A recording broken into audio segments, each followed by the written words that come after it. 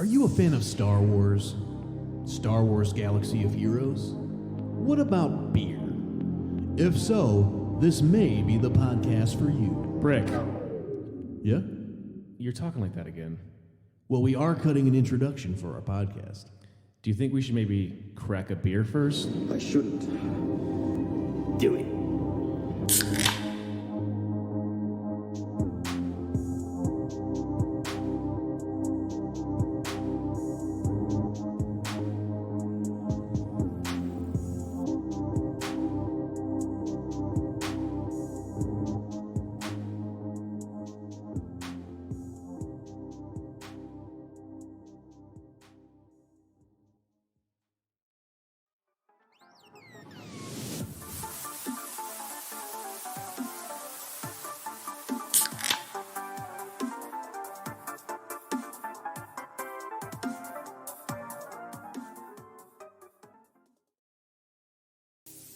Are you a fan of Star Wars? Star Wars Galaxy of Heroes? What about beer? If so, this may be the podcast for you. Brick, Yeah? you're talking like that again. Well, we are cutting an introduction for our podcast. Do you think we should maybe crack a beer first? I shouldn't do it. 2, 1. Welcome to episode 66 of Galaxy of Beeroes. On today's show, we have the renowned TB guru of Awakened Rebels, Mint Schnapps aficionado, and the heartthrob of Pennsylvania, Deschnapps. Yeah. We've got a big episode today with Victory Brewing, some Dark Trooper talk, Crankcore changes, Conquest outcomes, Grand Arena Championship, the Cam mission, and Solo. I've got about 2 hours, so we got to make this snappy, boys. Let's jump into the cantina. Yeah, let's do it. I don't have the music queued up because I'm unprofessional. That's okay. But now I do. All right. What's happening? You guys can't hear it. Nope, can't. But they out there can. Cantina. This hat. I look like I just got my it. ass kicked or something. Like the bill on You this look thing. you look like Eminem. Better lose yourself in the music, the moment. You guys just get my COVID cut. So COVID cut? I did my COVID cut over the weekend. I got to show it off. it's nice and look at shiny. that. Oh yeah, it is. Very nice. You do that yourself? Yep. Actually, no, my mom did it. Oh. I was like, Mom, come over. I can't get the back straight. My wife says no to it anymore, so that's kind of where we are in our relationship. She's like, "Now go fuck yourself. Get your mom to do it," and she did. So, That was nice all right. of her. Our first beer today in the cantina is called Golden Monkey from Victory Brewing.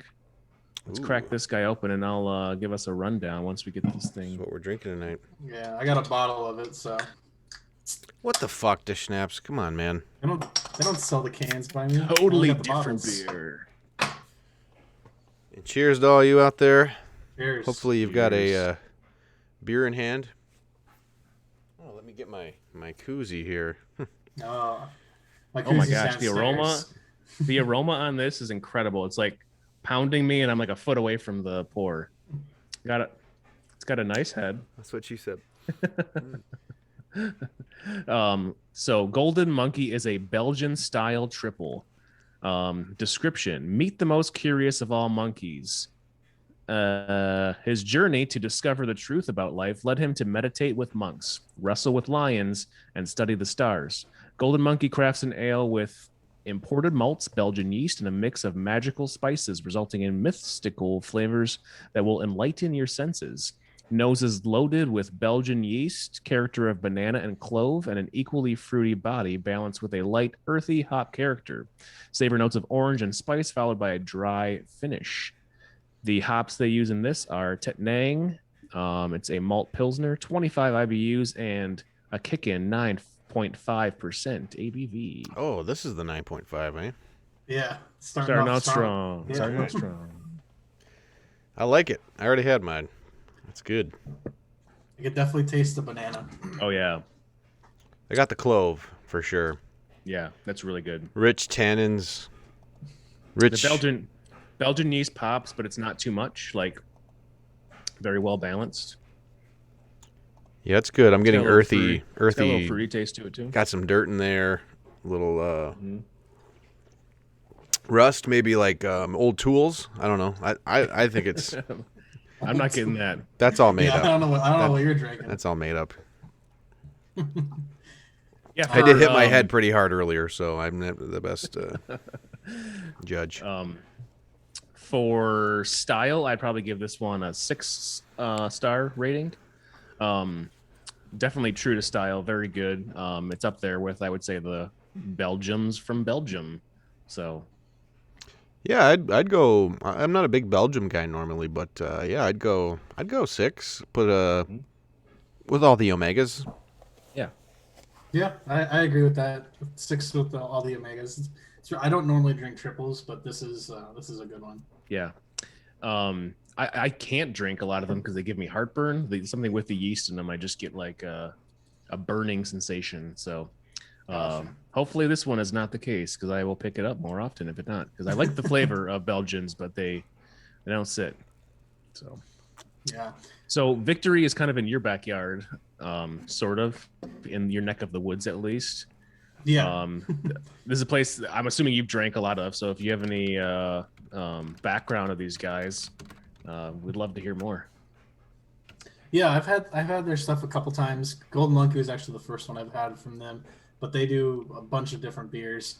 Well, obviously we're gonna be doing one later, but they make a good it's a stout. It's like called a Java Cask.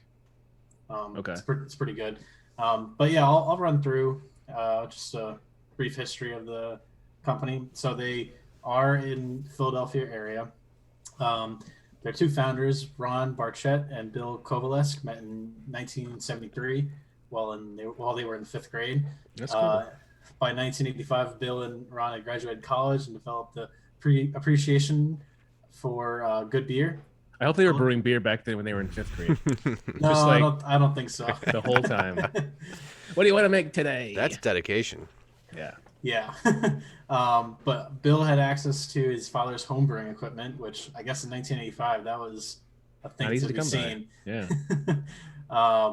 And he was inspired to explore this hobby. And then that same year, Bill gave Ron a home brewing kit as a Christmas gift, and that's where it started. Cool. Ron went on to work at the Baltimore Brewing Company, and then eventually went to the University of Munich to study, I guess beer making. Wow. And then, yeah, Bill took his actual job at the Baltimore Brewing Company. And then after that, in February of 1996, they founded Victory Brewing Company in an old Pepperidge Farm factory here in Pennsylvania. It's in Downingtown, which is about 30 minutes, 45 minutes northwest of Philadelphia. I mean, a Pepperidge Farm factory closing down like just breaks my heart, but a brewery going into the building fills it back up. There's another Pepperidge Farm. Okay, Pepperidge Farm cookies are the fucking best. It's so good. Yeah, those chocolate ones with the nuts on it. What are those things called? Do we don't have a know. Pepperidge Farm episode where we just like eat cookies and talk Star Wars Galaxy of Heroes? No. No. Just like no, not doing it. Not even humoring you. Galaxy of cookies.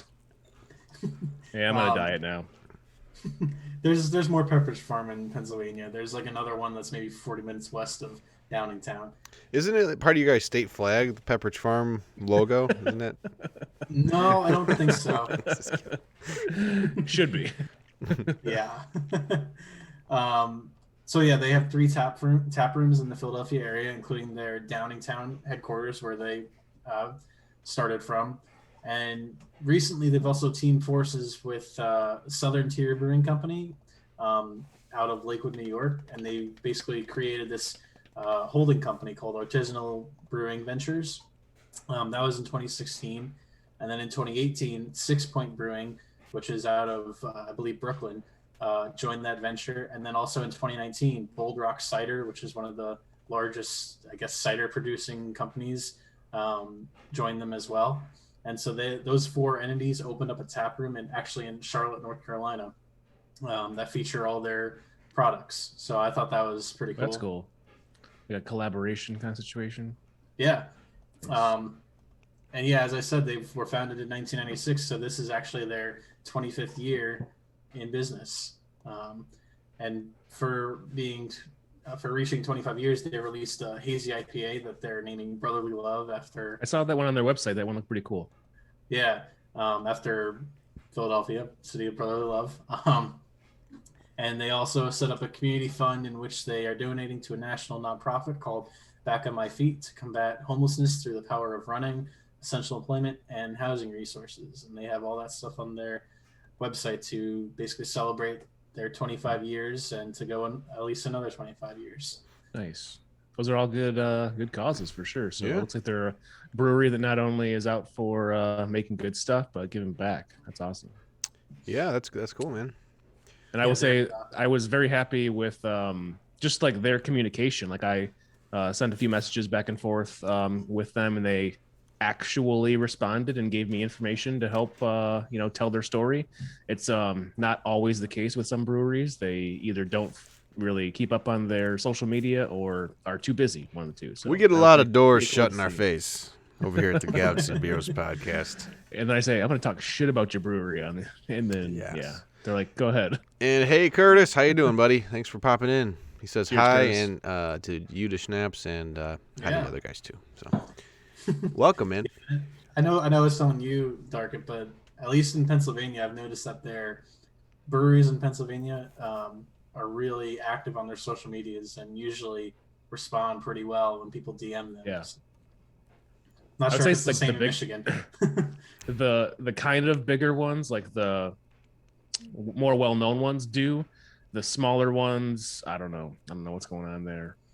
Not too great. Probably why they're the smaller ones. So Possibly. Well, we learned a lot about the brewery. You guys want to talk about some Star Wars Galaxy of Heroes boosts yes, and boasts Yes, definitely. and beers? All right, who wants to go first? I have a few, nothing too special, so I'll go first. I've been working on my clones, which is why we're talking cam mission later. Yeah. I basically got put gas into my arena squad, and then never had clones to go with it. So it was a kind of a, like, I would say, waste of the whole idea of having gas. So all my clones are now Relic 5, and 5s, well, tomorrow morning, I think, will be R7. I'm holding off right now I'm not going to do the cam mission yet. I want to get 5s to R7. Hopefully have a little bit more survivability there. But that team is so awesome for GAC. Like, it gives me like a whole nother, like, really beefy squad, you know? Hell yeah. Whenever I see those Malik teams, like a Malik team and then a Grievous team, I'm like kind of screwed because Padme is like my counter for both pretty much. Mm-hmm.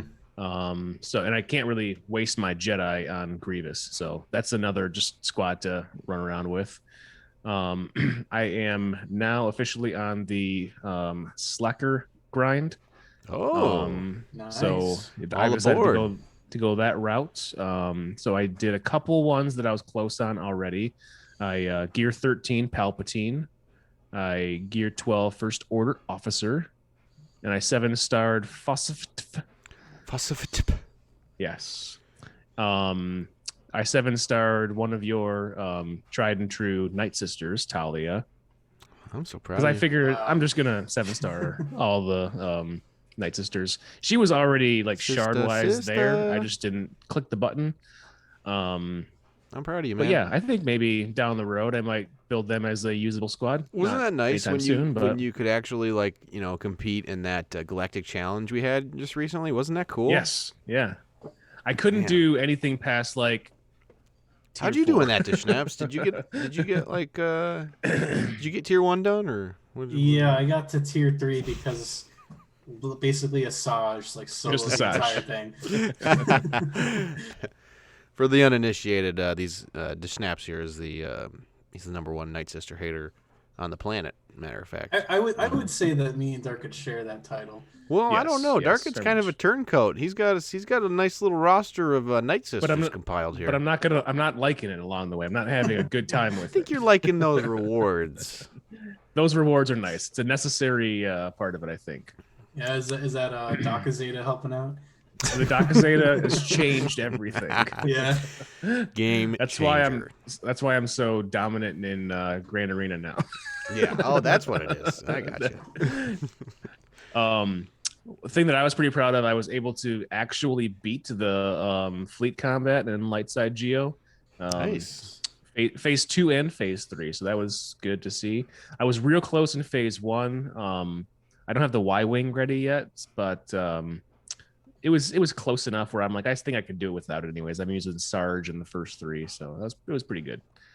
I got max rewards in Conquest, Nice. even though we didn't get all of the rewards Nope. today, but that's okay. And I had a unrestful night's sleep, and I woke up at 3:45 today, but I was able to run military might a second time early this morning and get me some extra rewards because of the time change. Somehow the cycle of it messed up. So like when my reset on the event hit, there was still another hour to do it, and I snuck in the last like 15 minutes. So I was able to run challenge tier 1 and 2, and I went into 3, and I lost. And by the time that I like tried to reset it, it was already over. But Oh, nice. hey, free rewards. Can't be too mad about that, man. That's all mine for this week. So Nice. I'll go second if you want, Brick. Yeah, go ahead, man. So same thing, I guess, with you, Derek. I beat the fleet mission in phase 1 for the first time. I don't have Y-wing either, so I just use the. I think it's someone posted the DB official guide for that. Basically, you just use 5 Anakin and Clone Sergeant as your starting 3, and then bring in like Plo. And that's what I've been doing. Yeah, with RNG, you can beat it. I mean, I've had no trouble with phase 2 and phase 3. Phase 1 is usually always a crapshoot kind of. That's how mine was. I was like, it's close, but like, it's not awesome the way it's set up right now. So, right. So I know that Brick talked about it last week, but me and him were kind of going with Seep around the same time. We unlocked at the same time. Yeah. Pretty sure it's been a long grind, and I know Brick said it last time. Once you're in a Galactic Legend grind, that's all you're doing. It is nothing else. We're like Eskimo brothers now, I think, or something like that. I think that's what that's called. That. I don't know. Did we just become best friends? I enjoyed the grind so much, I'm jumping back in for another one. Yeah, you're a glutton for punishment. Yeah, I'm taking a break from that. But yeah, I got his ult and got him to R7. Nice. I don't really have a good like Sith team to put him around, which I guess is kind of hindsight's 2020. I probably should have got something before Seep, but I'm working on. Well, I have Trey at gear 13 now, and I have Cyan at gear 13 right now. They're both relic 1, so they're not high. And then I'm also working Nihilus. He's at gear 10. But all these guys take so many Carbantes. Oh yeah. Oh my gosh, crazy. yes. So right now my arena team is Seep, Treya, Vader, Watt, and Scion, and I can basically beat most teams, obviously besides Slacker. Rays are kind of dicey sometimes because it gets down to like Seep and Ray. And if Ray uses her ult, it can one-shot Seep if it's a heavy offense build Ray. And I haven't had good luck with Rays. Probably out of every 5 attempts, 3 don't go well. I feel like there's not, for my char, there's not a ton of them around anymore. Like everybody's just switched over to something else. In my chart, I mainly just see Slacker, which is unfortunate because there's like 3 Rays. So yours is all Kylos. Basically, so that makes it pretty difficult for you. Just kind of like just the way that the tune is built. Yeah, I can't really get far on climbing sometimes, and because I don't really have a good pre-tone. I don't have Sith Empire Trooper. I tried using GBA, but Slacker just one-shots her. And that doesn't work because you need armor to get that 3rd stack of Beskar armor to give to Seep in order for the counter to work. So I haven't really been able to perfect that yet. Still, I'm trying to actually bring up my Kylo Ren on Mask to a higher gear and eventually relic level. He's gear 11 right now, 2 pieces away from gear 12. So he'll probably be my next gear 13 to try and boost up my slacker counter. And I mean, with that, I did give armor her Zeta, which basically it gives her whoever has 3 stacks of Beskar armor has a 100% counter chance. And it can't be evaded. So that I gave her that Zeta just because I know I'm going to use it. But yeah, that's been my biggest. Those are my biggest things right now. I did some big mod changes for Seep and Watt, basically getting both their speeds and Seep speed and offense, and Watt just pure speed. So a lot of my mods are not good. So it's been hard trying to pull some stuff from good tunes and put them onto my arena team. Yeah. But it's all in the name of progress, I guess. Yeah, I mean, if you get that crystal flowing, then you don't have to worry about it as much. True. But yeah, like I said, I'm not doing another Galactic Legend, at least for a little bit, because I really need to focus on some other items like Jedi Knight Revan, who I don't have, and Dark Revan, who I don't have. So I'm working the Jedi Knight Revan requirements right now. Mission should be 7-star tomorrow. She's 90 out of 100, and then once I 7-star her, I have to work on T3, which thankfully is a lower Cantina energy. Instead of 16, it's 12. So hopefully that one will go quickly. But everyone else is done, like Basil Shan and oh god, who the hell else is it? Zalbar and Jolie. Those are all 7-star and good to go.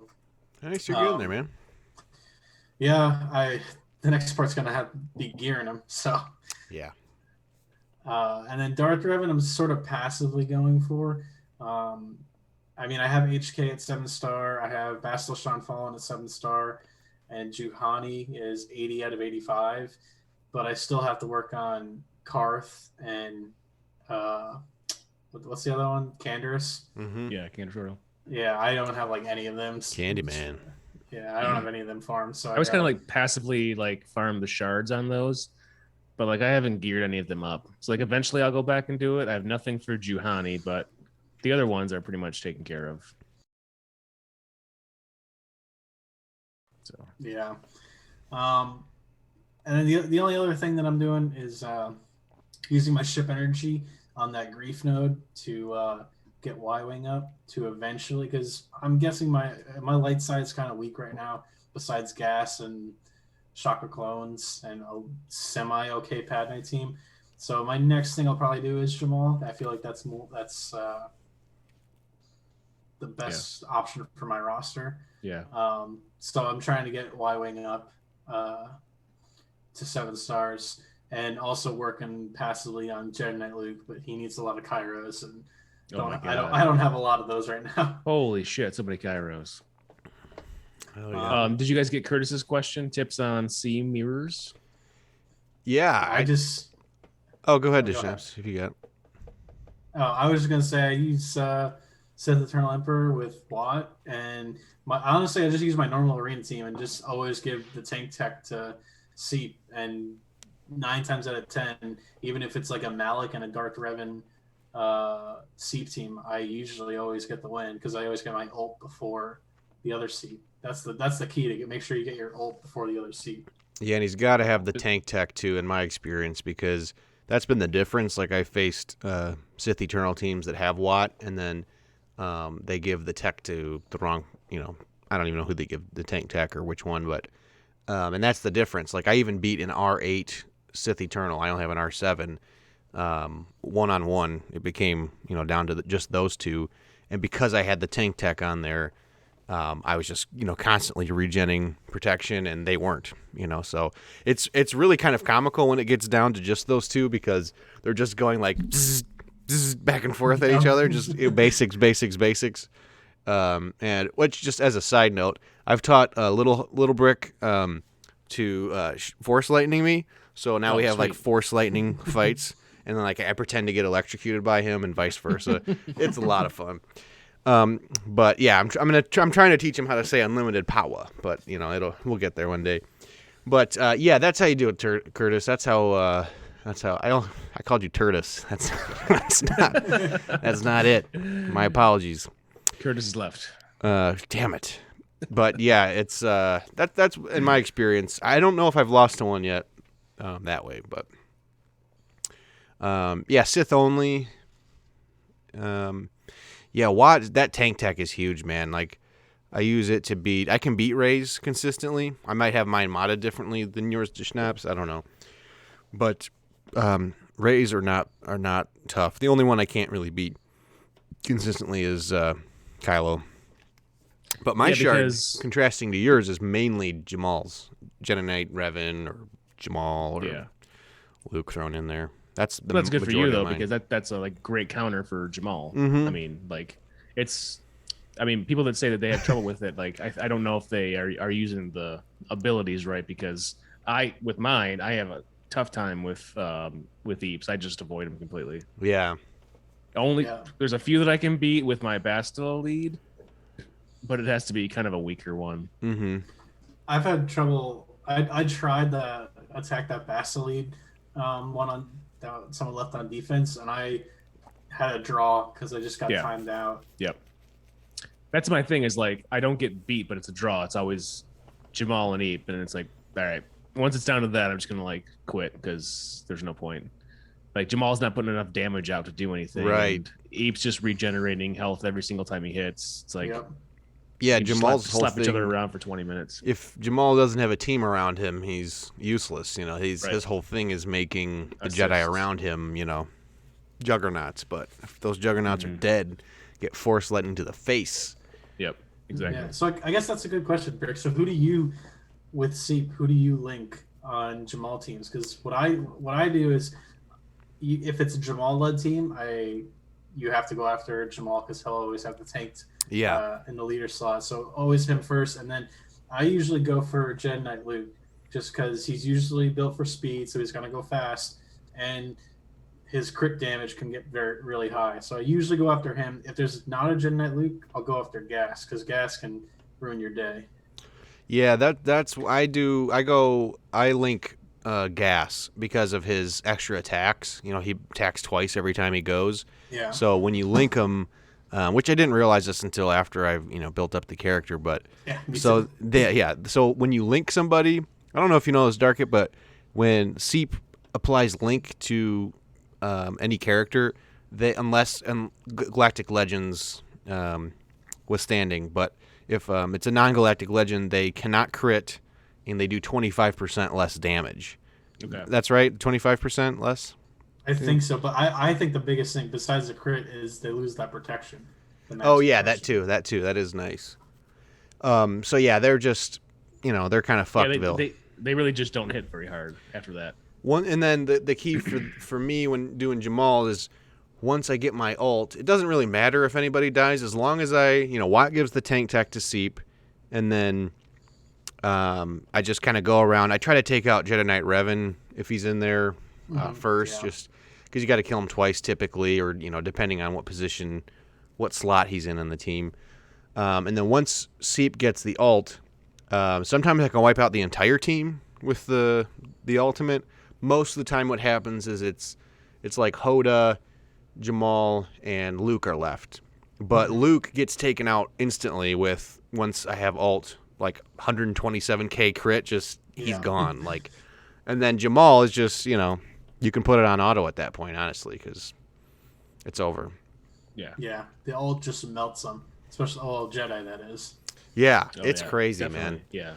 Rays get a little scarier because once you get it down to just Rey, like, she still does a lot of damage, the whirlwinds, but with the tank tech on there, like, you guys saw it on stream, you guys were watching, I mean, that's typically how every Rey fights go. Like, it'll be just Seep and her, and she'll do her big whirlwind and knock Seep down to, like, 30% health, and then he just starts shocking her to death, and he just gains. And he regains all that health. Yeah, when he's doing it too. So it's like you can't beat him. Mm-hmm. Yeah, I think I don't know. I haven't encountered a Ray where she was able to just take me out with the whirlwind yet. And I have my seat modded for I think I have health on both. The circle. Let me look. I took all of his mods off. So yeah, I don't. It's not the whirlwind. It's when she gets into her ult and after her ult, because it's technically not considered massive damage because it's supposed to be spread out among all your allies. But if it's just you, it's a concentrated attack, and if you haven't been building up that protection, it just destroys you. Like I had one where it's her ult does 300,000 damage in just that ult, and I can't do anything on that. Like if it's 200, that's fine. I can survive that, and it's good to go. I'll use my shock and hit my health all the way back up again. But yeah, I don't know. It hasn't bit me yet. I don't know. I have health and protection on the cross and the circle. I even have a crit damage triangle. So, I mean, mine has like around 120,000 health and like 60,000 protection. I don't know. He's super fast, and I don't know. Maybe I've just been really lucky. Yeah, your speed's a lot faster than mine. Mine's at like 520 right now, and yours is like what, at like 560 or something? Yeah, I just got him up to 560 today with those rewards from Conquest, which was nice. I was just like upgrading mods like crazy, like because that's the one dicey thing against Jamal specifically, because if he ability blocks Seep early, then you can't apply Link and you can't build your ultimate, and it's just there's about 3 in the top 25 that I can ability block, and the rest of them I'm just like, fuck these guys. I'm just working around you. Yeah, I was losing to him at first, and then I'm like, what? Why am I getting ability blocked? And then I just put like you talked about, Deschnapps, I pulled mods off of Darth Revan, because my Darth Revan was like, I don't know, crazy speed. I think I had like 350 speed at one point on him. Holy crap. Yeah, so and it's at a certain point, it's like there's a point of diminishing returns, you know. Like I would always compare when I got him really fast. I would do the hotbot compare and like see how much faster my Darth Revan was, and it was always like, wow, I have 25 more speed than their Darth Revan, or like doesn't even matter. That was the closest one too, you know. Like most people, it's like, you know, I've got 40 speed on their Darth Revan. Like, okay, I think I'm going to outspeed their Darth Revan potentially, but I might go twice before he goes once. But I don't know. Sorry, Deschnapps. Did you have any other boosts? Other than getting the max conquest, like Dark had said. Yeah. So looking forward to getting the rest of the rewards whenever they come. What's the rest supposed to be? Do you guys know? So if you got max, you were supposed to get, I think it was 2, 2, and 2 of basically 2 sets of the injectors, 2 sets of the Gear 12 plus, 2 sets of the Gear 12. Gear 12. Yep. And then was it 2 of the normal purple gear? Or 1 of the purple gear? I think it was 1, yeah. Okay. But basically they only sent 1 injector set, 1 Gear 12 plus, and 1 normal Gear 12 when it was supposed to be 2 of them. Yeah. If you maxed out. So that stuff is missing, and they already made a post saying that they're probably tomorrow, I guess they're going to make, which tomorrow is Tuesday the 16th, that they'll but it really only impacted people who had max rewards, right? I don't think it impacted the box below. I don't know. It might have. But yeah, Monkey in chat, 25 is 1 set, so we were supposed to get 2 of them. So you could have gotten 50 basically you could have gotten 50 of 1. Ooh, nice. Yeah. Oh, that sucks. Hey, and how you doing, Rogue? And thank you, Monkey, for hopping on. Appreciate it. Curtis, I got the same thing in the purple box. I got Mark 4 Carbantes, which are next to useless. Oh, boo.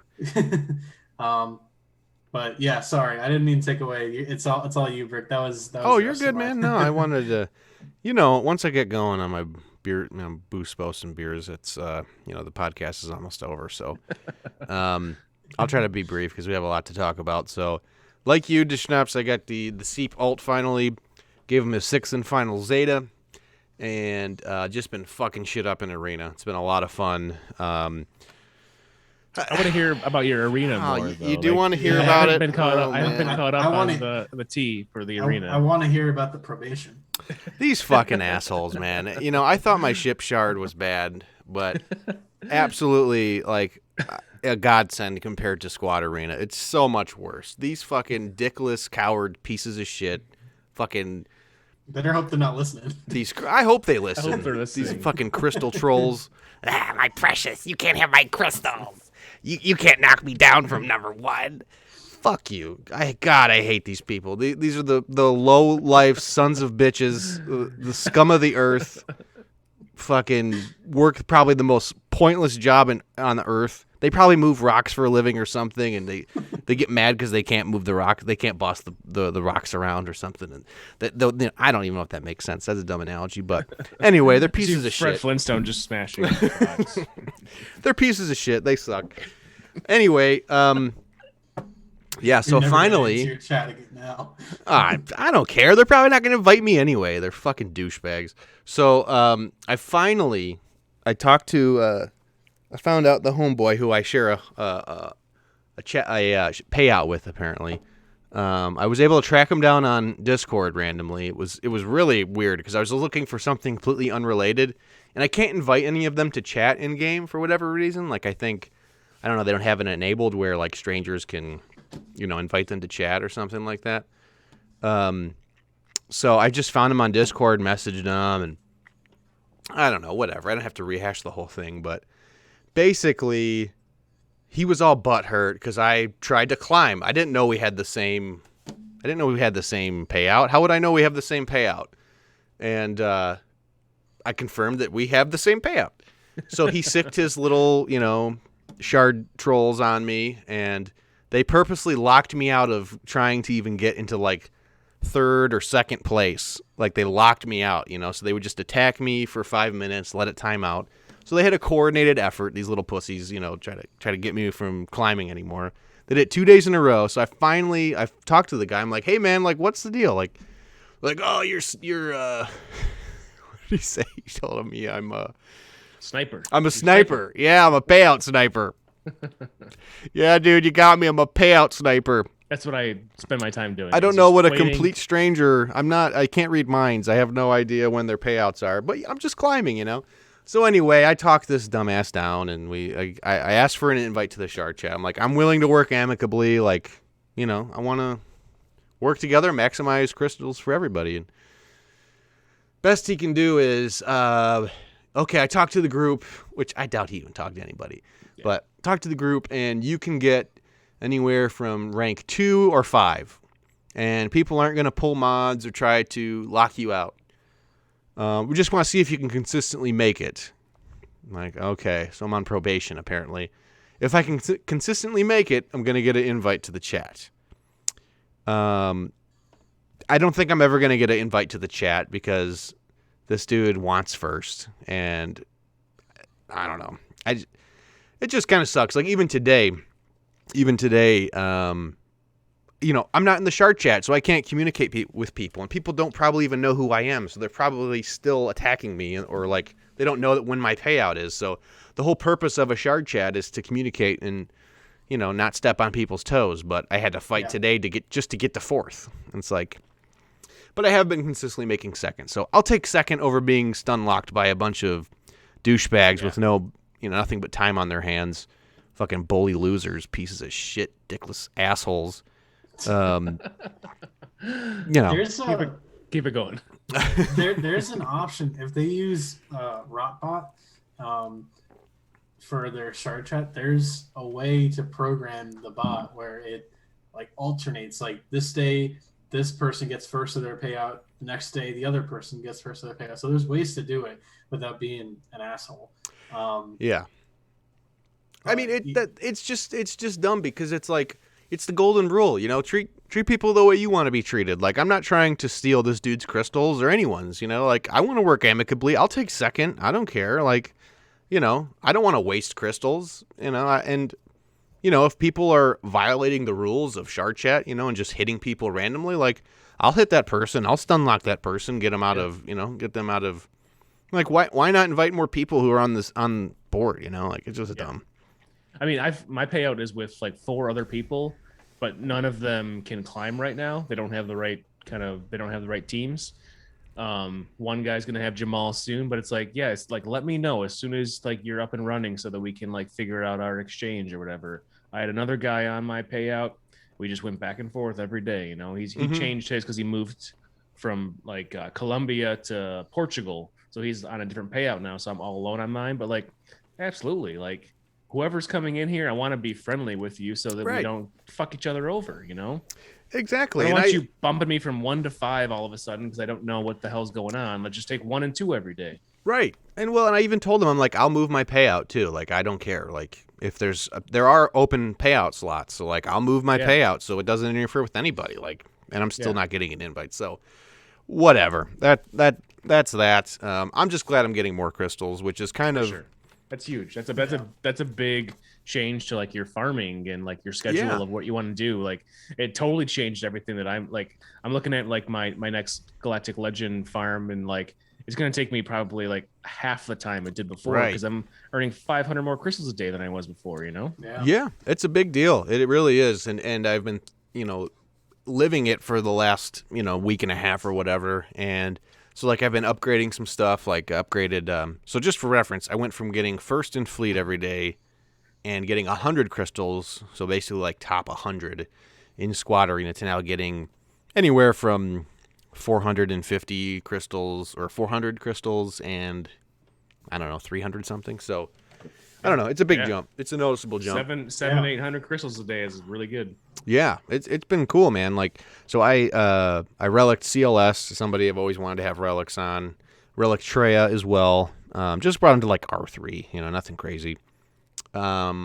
Gave a Zeta to Scion, the Lord of Pain Zeta, and didn't have the Zeta on him before. Yeah, good Zeta. Yeah, and I'm like, I have him in my favorites, but I don't know if I want to Gear 13 him or not, because the thing with Sith Eternal, the reason I was building up is, to go along with Sith Eternal. Like, Sith Eternal kind of operates fine with, turd Sith, like especially against the teams that I'm probably going to be facing in GAC. Like, I could just throw Dooku in there and, like, I don't know. Or in 3v3, like, he solos a lot of stuff. So I don't know how necessary it is. So it's kind of put me in a weird spot where I'm contemplating. I don't want to boost my, my GAC matchup GP unnecessarily, but it'd be very easy to do now with this new crystal income. Like, because I would say basically it's on your opponent. Like if they have a Jamal, look at like how they use that Jamal, and drop that fucker on defense, and it's gonna at least take his big team away. Yeah, it's like every single time. It's tough. I don't know. We'll probably lose half the time too. I don't think that it's like required for me because I have other Sith and like. Yeah. I mean, Seep is just kind of a unique galactic legend in those terms because like if I had Jamal, it's like, yeah, of course I would relic Jedi Knight Revan. I would relic Hoda, or I guess you already have to have them. Not Jedi Knight Revan, I guess, but with Seep, it's like, I don't know, he's not as necessary to have a great supporting cast if you have other Sith. Right. And you can underman quite a bit in 3v3, so because what I'm seeing now in GAC is I'm getting matched up against. I got matched up against somebody who had 2 Galactic Legends. The one loss I had, and that's not why I lost. It was my own stupidity. But we'll get to that later. But I don't know. It's like making me question. What should I do next? And I'm kind of, I don't know. I don't want to jump right into a Galactic Legend again. Yeah. But I do. My light side sucks. So like. I don't know. I just keep putting relics on, like Jedi Knight Revan, Jolie. Jolie's in my favorites right now. Like, I don't know. Yeah. I'm kind of lost right now, to be honest. Kind of floundering a little bit, but. Escar Mando. Well, in Mando, that's the thing. Like Mando, I'm grinding those characters. Like, that's a really uninspiring team right now to run. Yeah. Like. Don't tell Byra that. I know he's super gung ho about it, but. I think it will end up being like a pretty quality B team, but I don't think it's ever going to be even A, not meta, but not even A, I don't think. I mean, I want it to for the Razor Crest, that's a goal, that's of course, but it's just not, I'm not like jazzed about it, like I'm still pretty far away from unlocking him. And The Armorer is pretty cool. I've got the Armorer. I'm working on the Armorer now. I'm gonna try and get the Armorer up to like gear 11. I think in 3v3, like running if I need it. I don't even know if I need Armorer with Sith Eternal, but Watt and Sith Eternal, or maybe just the Armorer and Sith Eternal would be a good group. Yeah. Like getting the 3. I don't know if the 3 stacks of Beskar or whatever will get applied, but at gear 11 and 3-star. So I'm not wailing out on it. That's for sure. And Curtis said, yeah, Imperial Remnant. Yeah, maybe. Yeah, I don't know. Those are tough too. It's like, do I really want to put these characters to gear 11? Like Gideon. I mean, Gideon is farmable now. Gideon is fun. And easy for him, too. Yeah. I don't know. Just kind of a little bit lost right now. So, almost done here. So, last thing I did was I broke 600,000 lifetime banners in GAC, which was Nice. another milestone, which was cool. I'm at like 500K. Nice. Yeah, I mean, I think a lot of it is, I always go for the feats, and full clears are a big difference. But Yeah. But yeah, that was it. So you guys want some meat? Get some meat here and another beer. Another beer, yes. Another beer, yeah. All right. Sounds good. Let's head on over to the hard meat. Dun, dun, dun, It's playing. You can't hear it, but it is playing. Put a tank tech on the Armorer. That'd be interesting. I'm just worried she's going to get one shot all the time. I don't know. 3v3 this time around is going to be. There's a lot of new characters. Well, I don't know if a lot, but there's some new characters. I guess we're getting into that, yeah. I hate 3v3. I know. Me too, man. I'm not looking forward to that. All right, we're gonna go to our next beer, which is Hop Devil. It's an IPA from Victory. Their description is: it is said that the return of the Hop Devil doesn't mark the end, but rather the beginning. Each year, he comes back to the hop harvest, where he thirsts for one thing: that bold hop flavor with notes of citrus and pine. It's a menacingly delicious IPA brewed with American hops and meticulously crafted. After all, the devil is in the details. Pine and citrus nose from America hops. Malt sweetness in there as well. Drinkable hop juiciness is the key while remaining balanced with ample caramel presence.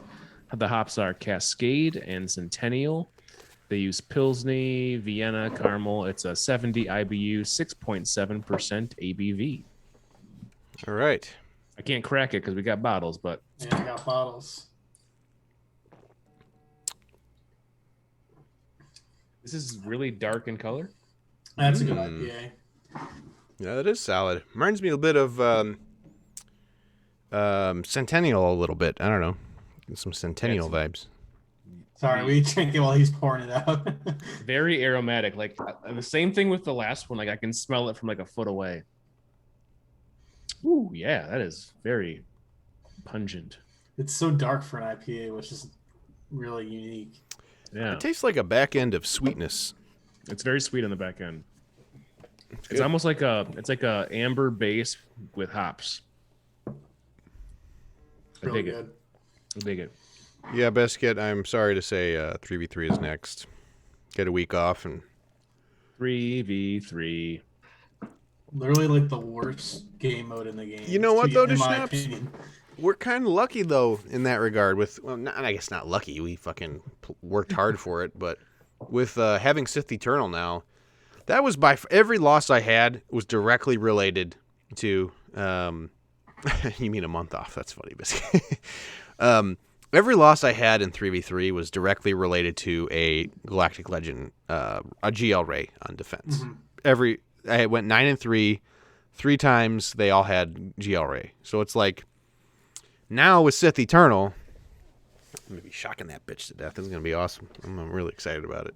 So are you gonna? I guess we'll get into it. But are you gonna keep him on offense? Yeah, I think so. I mean, just having that.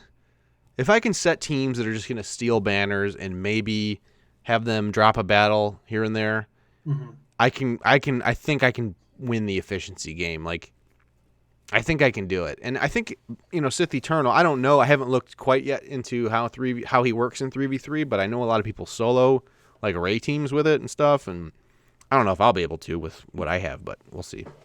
But I mean, that would be good banners if you can solo a team. Shit, Oh yeah. that's really good. At Banners. least in 5v5, Sith Eternal is awful. Well, I'm not gonna say he's awful on offense. He's awful at banners for offense. Yeah, right. Yeah, because everybody dies. Yeah, everyone dies, and it's just him left. I mean, he'll win, but I mean, you're gonna be getting what 55 banners. Well, less than that. Well, yeah, 50 if your whole banners. team dies, 47, 48. Yeah. So Yeah. not a great banner win. You'll still get it, but I've been contemplating.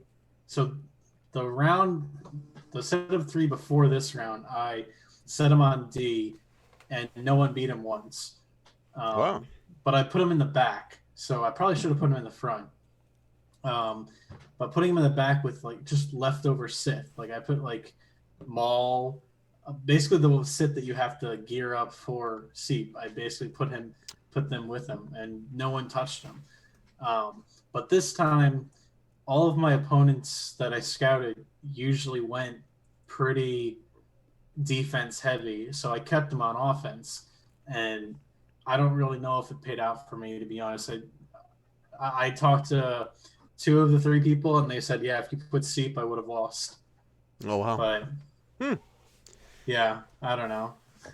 Yeah, I guess the way I kind of view him is like he's a high percentage win against a GL, which I don't really have in my roster outside of, like some off meta counters that they're not as solid. They don't have as high of a win rate. Mine anyway. Like I'm not super confident rolling in against. I mean, in 3v3, I can't beat Ray on defense, or I couldn't until I have Seep now. So, like that was just, no, you're not going to beat Ray. Like, and in 3v3, you can't. You got to get through the roadblocks. You got to get a full cleared if you want to be successful, in my opinion. I mean, people are successful, not, but I don't know. In the GL game, it's like you got to have something. You got to have an answer. And then SLKR on defense in 3v3 has, you can do the 5s cheese, I think. I didn't have a chance to do it, but the gas 5s cheese team. I missed the original Gas 5 cheese when it was just gas and 5s. Oh, I didn't mess with that. That was fun in Arena. All you need to do was bring in gas and 5s, and you'd win, because Slacker was just programmed. All the Galactic Legends really are all programmed to go after 5s first. Yeah, they still are. They said they fixed it, but well, they fixed the 5s cheese. I forgot how they fixed it, but fixed the original 5s cheese, and it was so easy to destroy Slacker with just 2 tunes. And they're like, oh wait, man, people paid for this tune. We can't make it so easy on them. Well, now you can do it with in 5v5. You can do it with 4 characters, so you still get an undersized win potentially, and the CPU still, for whatever reason, SLKR uses basics on 5 still. So it still works to an extent. I guess it's not as well if you could 2-man it before, but it is dumb that there's that. I think the issue with the original 5s is that he was only using one ability on 5s. He wasn't. Oh, that's what it was. He wasn't using his AOE. Yeah, he still isn't. I don't think he's still just basicing, which prevents him from getting his ultimate quickly, and that's how the 5s cheese still works. Because if you have guard on 5s, then Kylo he can't crit on 5s, and he's just using his basic, and he's not building his ultimate, and you just kind of hope and pray that you can kill him before he kills your whole team. Yeah. I don't know. What do you guys want to do first? Not happy. I was just going to say, I'm not happy it's moving back to 3v3 at all. Why don't we just bang out GAC while we're on the topic? And GAC time. Sure. Well, since you're talking, Rick, why don't you... all right. No problem. So I had a pretty good season. I went 11-1 overall. I was undefeated going into this last week, and I really screwed the pooch. I was facing a person. My scouting was really good this whole season. Like, with a really good degree of certainty, I did really good against. Did really good against. I did a really good job of like foreshadowing and figuring out what my opponents were going to do on defense and offense. So I scouted my round 2 opponent as a really like beast opponent. It was from the ANZGC collective. That's a good guild, yeah. Yeah, Heinze, prominent content creator. Which a couple times in a row he said he wants to do something with us. So I hope that happens. Like he's Awesome. literally like the original the OG Beero. Like he's been doing Star Wars Galaxy of Heroes and beer together for way longer than our show even existed. So. You guys are gonna have to drink Foster's then, isn't it? Right. I can do that. That's cool. I'm down with some Foster's. He's from New Zealand, right? Australia, I think. Okay, Australia, New Zealand, same thing. That'll piss off a bunch of people. Yeah, right. But yeah, so really strong player.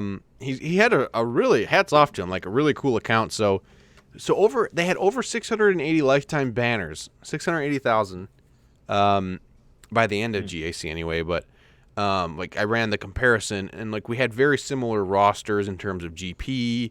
Our top 80 GP was very similar at 1.89 million. Mine was 1.87.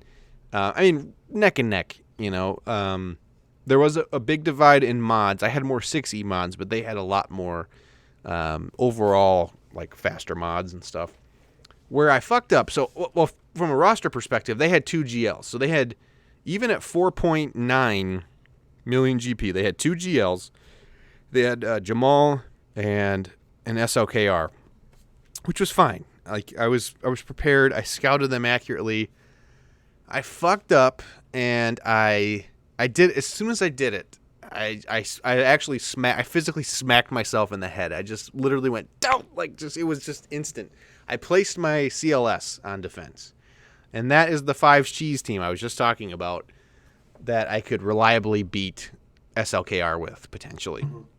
Semi-reliably. Like it's not a a win. So I spent all this time like all I had was Sith Eternal to try and beat SLKR with, and I did end up getting through the team, but I had to attempt it, and then I just didn't have enough teams to clear. And hats off to my opponent. Like I'm not saying they won because they had more GLs or like they made me want to put CLS on defense. I knew they're a really strong player, like good efficiency player, and they had all the things. First before, right? Yeah, they had their won premier Kyber champion. Yeah, they won a division before. Their name is Stope. But yeah, really good account, like super solid. Crazy to have 2 GLs at 4.9 million GP. That's crazy. Yeah. And they had all the things. Like they have gas, they have Drevin, like Relict, Jedi Knight Revan, both get 2 fleets. It's like a really well-rounded roster. The only thing that they didn't have was, a Relic Nest. And in hindsight, like I'd rather have a second GL than a Relic Nest. Like that Relic Nest did me a whole lot of good in getting a win. So, but anyway, I lost. So I went 11-1 overall. I guess that's it. Who's next? I can go next, as mine was not awesome. I didn't go anywhere near 11-1. I think I lost 1 per round. I had one that I lost 2, but the 4th round was tough for me. I won the first one. I've been doing this, like I clear all the characters and then wait on ships to see how they do. But it seems like they do that too. They then do the exact same thing I do and wait on ships. And then I go win the last half hour. But I won the first one, and then I lost the next 2. On the second one, I just couldn't get enough banners. Like he was more efficient than I was, and I ended up losing by like 20. And then the second one, I just couldn't clear enough territories for him. I cleared the bottom zone and then got stuck on Padme. I had to use gas to clean up a Eep that was on defense, so whatever. I don't do good in the Sith seasons because I don't have awesome Sith, so I'm like losing out on a lot of the feats. So There's some tough feats in there, man. That Order 66 one was brutal. Yeah, I was not close on Kyber. Like I Rhodium was fine, whatever, but I was like only about 2/3 of the way to getting to Kyber, so didn't make it this time. That's a bummer. You'll get them next time. Yeah, I haven't gotten Kyber in months. It's been a long while for me.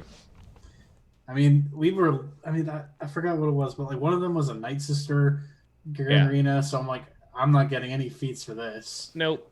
Another one was Resistance, and I'm like, all I have for Resistance is JTR, C-3PO, and BB-8, and that's about it. I don't have any of like the Resistance heroes. I do okay on that one, and that was the one that I should have gotten Kyber the last season, but I missed one the like week before, and that was it. I was short by like 30.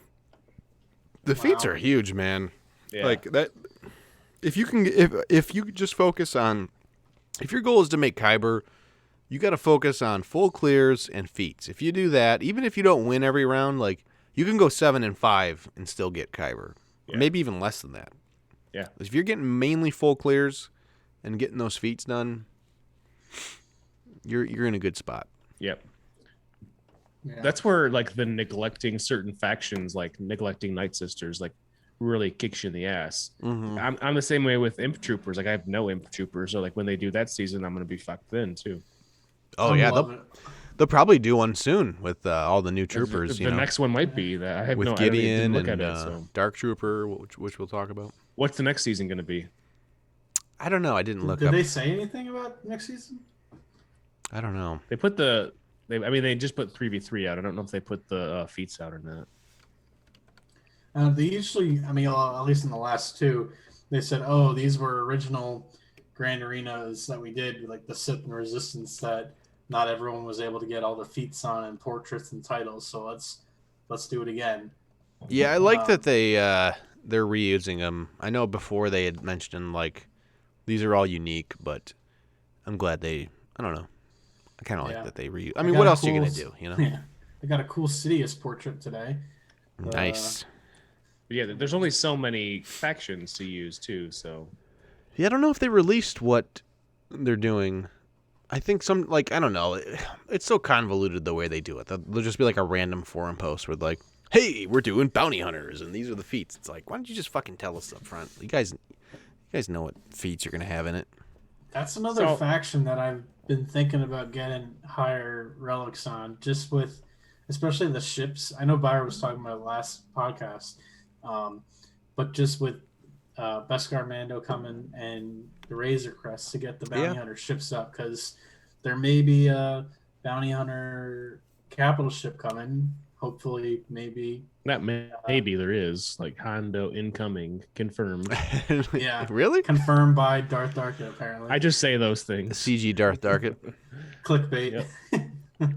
But I mean, I've been contemplating that, but it's just on their own, the bounty hunters aren't really that good. Like they can take out some teams, but I mean, they're not worth the investment, in my opinion, to get them all to Gear 13, Relic 5, or Relic 3, or whatever. Yeah, it's kind of funny. Like, you could make an argument that relicking Bosk is a great idea just for the Houndstooth, because the Houndstooth is such a solid ship already.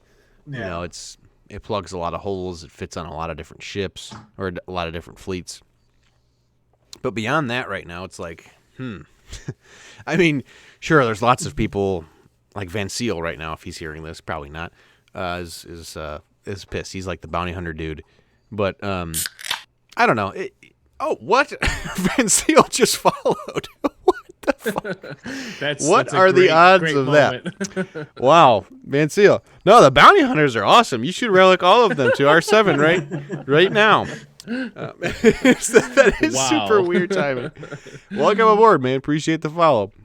But yeah, I mean, like, especially with the ship coming, with the Razor Crest, like, there could be some validity to that, and for reference, we are, we're not end game players, we do the end game content, but we don't have we're all less than 5 million GP at this point, so for us, we have to be a little more selective, and some of us are missing like, key metas and things like that. But I mean, definitely Bosk at least. And then I don't know what people are doing these days with like mixing Mando in there. I don't know if they are mixing Mando in there still or not, or if. Well, I guess there's only 4 bounty hunter ships. There's Bosk and Houndstooth, IG-88 with IG-1000, Cad Bane with Xanadu Blood, and then Boba with Slave 1. So, I mean, there's not even like a full bounty hunter fleet. Like a full fleet would be 7 ships, right? Yeah. So, I mean, there's definitely room. Well, I guess with Descamando, that would make 5. So there's still 2 more slots for a full bounty hunter fleet and no bounty hunter capital ship. So that could be a new fleet meta incoming of whenever they add 2 more, maybe a what's it called?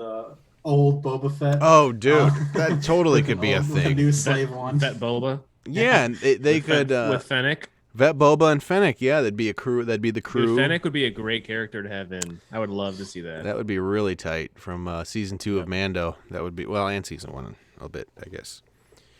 But yeah, I mean, you can make an argument that it'd be a really good, a good investment down the road. But I mean, honestly, like in GAC though, if you saw somebody where we're at with a full bounty hunter team on defense, like fully relicked, with good relic levels on them, I'd kind of shit my pants. I'd be like, I don't know what. I love a relic Django. Like that is something I've always wanted. Like he's just so scary with relics on him. Like that would be fun. But I know you had trouble with it, but when I see a bounty hunter team with like a really good grief, I'm like, oh boy, what do I use here? He's sneaky, JTR. man. I don't know. My JTR failed recently, I think, against that You team. don't have a Relic 7 JTR. I sure don't. I sure don't either. You don't have a Relic 7 R2D2?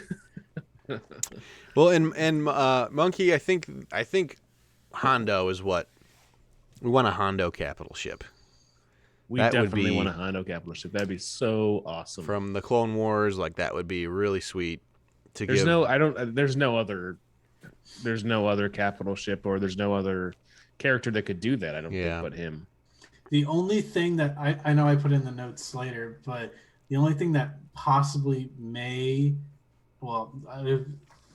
this is a huge stretch, but the only thing that I could maybe see was Dryden Voss's like big ship yacht. Oh thing. shit, that would be dope.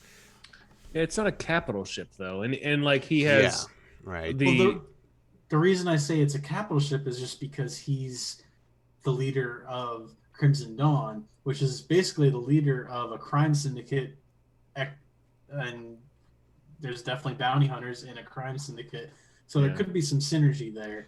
That's the only reason why I was possibly thinking maybe yeah. that. But I mean, they would have to release Dryden Voss's character and then eventually his ship. But I think it's probably Hondo and his Starship Enterprise looking ship that was in Yeah. Wars. Yeah. Um, And they If they're can gonna also, do like, one, they that can would play- be dope. And they can play in the Galaxy's Edge thing because he's at Galaxy's Edge. Like he's the character that like talks to you when you're about to get on to the Millennium Falcon ride. So like there's monetary connections I think they can make with that too. Yeah, maybe.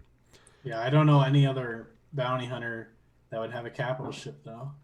I guess the only thing that I could, but he doesn't have a starship, would be Jabba. But I can see a Galactic Legend Jabba coming down the road, but there's no. Yeah, he's one I of mean- the few iconic characters. You don't Still see him not in in a the game. ship though often. right, Really. the only thing would be like the land speeder, or whatever it's called. Right. There's a specific name for it. I can't remember the name of it. off The top of my yacht, head. the sand yacht, I believe is the Yeah. technical term. Okay, so was that GAC? Was that all you guys had? That's all I had. I didn't go, but Oh, I can go. okay. It's okay. Go. Yada yada yada. Deschnapps did some things. Yeah, no, I mean, most of the GAC I was doing all right. I got into like top 3 in the first couple rounds, but this last round I just shit the bed.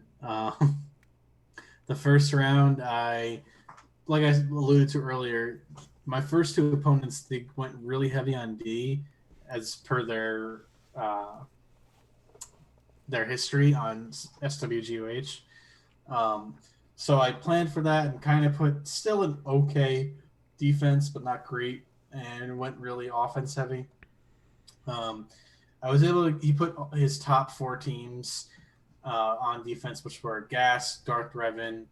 Actually, he put all 5 in this front wall. He put General Grievous, Padme, Jedi Knight Revan, Gas, and Darth Revan all on the front wall. And I don't really have a full roster to be able to combat that. So I had to kind of go after what I thought I could do. And I got through 4 of the 5 of his teams, but I got stuck on his Padme, unfortunately. But I was able to get through at least one of the zones to get open to ships, and I got to ships, but I still lost. I lost. My opponent got 1570 banners because he got stuck because he put everything on defense, and I got 1533. So I lost by about 37 banners, which is kind of rough. Yeah, that's a kick in the dick. Yeah, and then round 2, I one-shotted all his ground tunes, but for the first time ever, I lost to a Hux fleet. I don't really know. I guess I just haven't faced a lot of them, but the ones I've faced haven't been really good. Maybe that's why.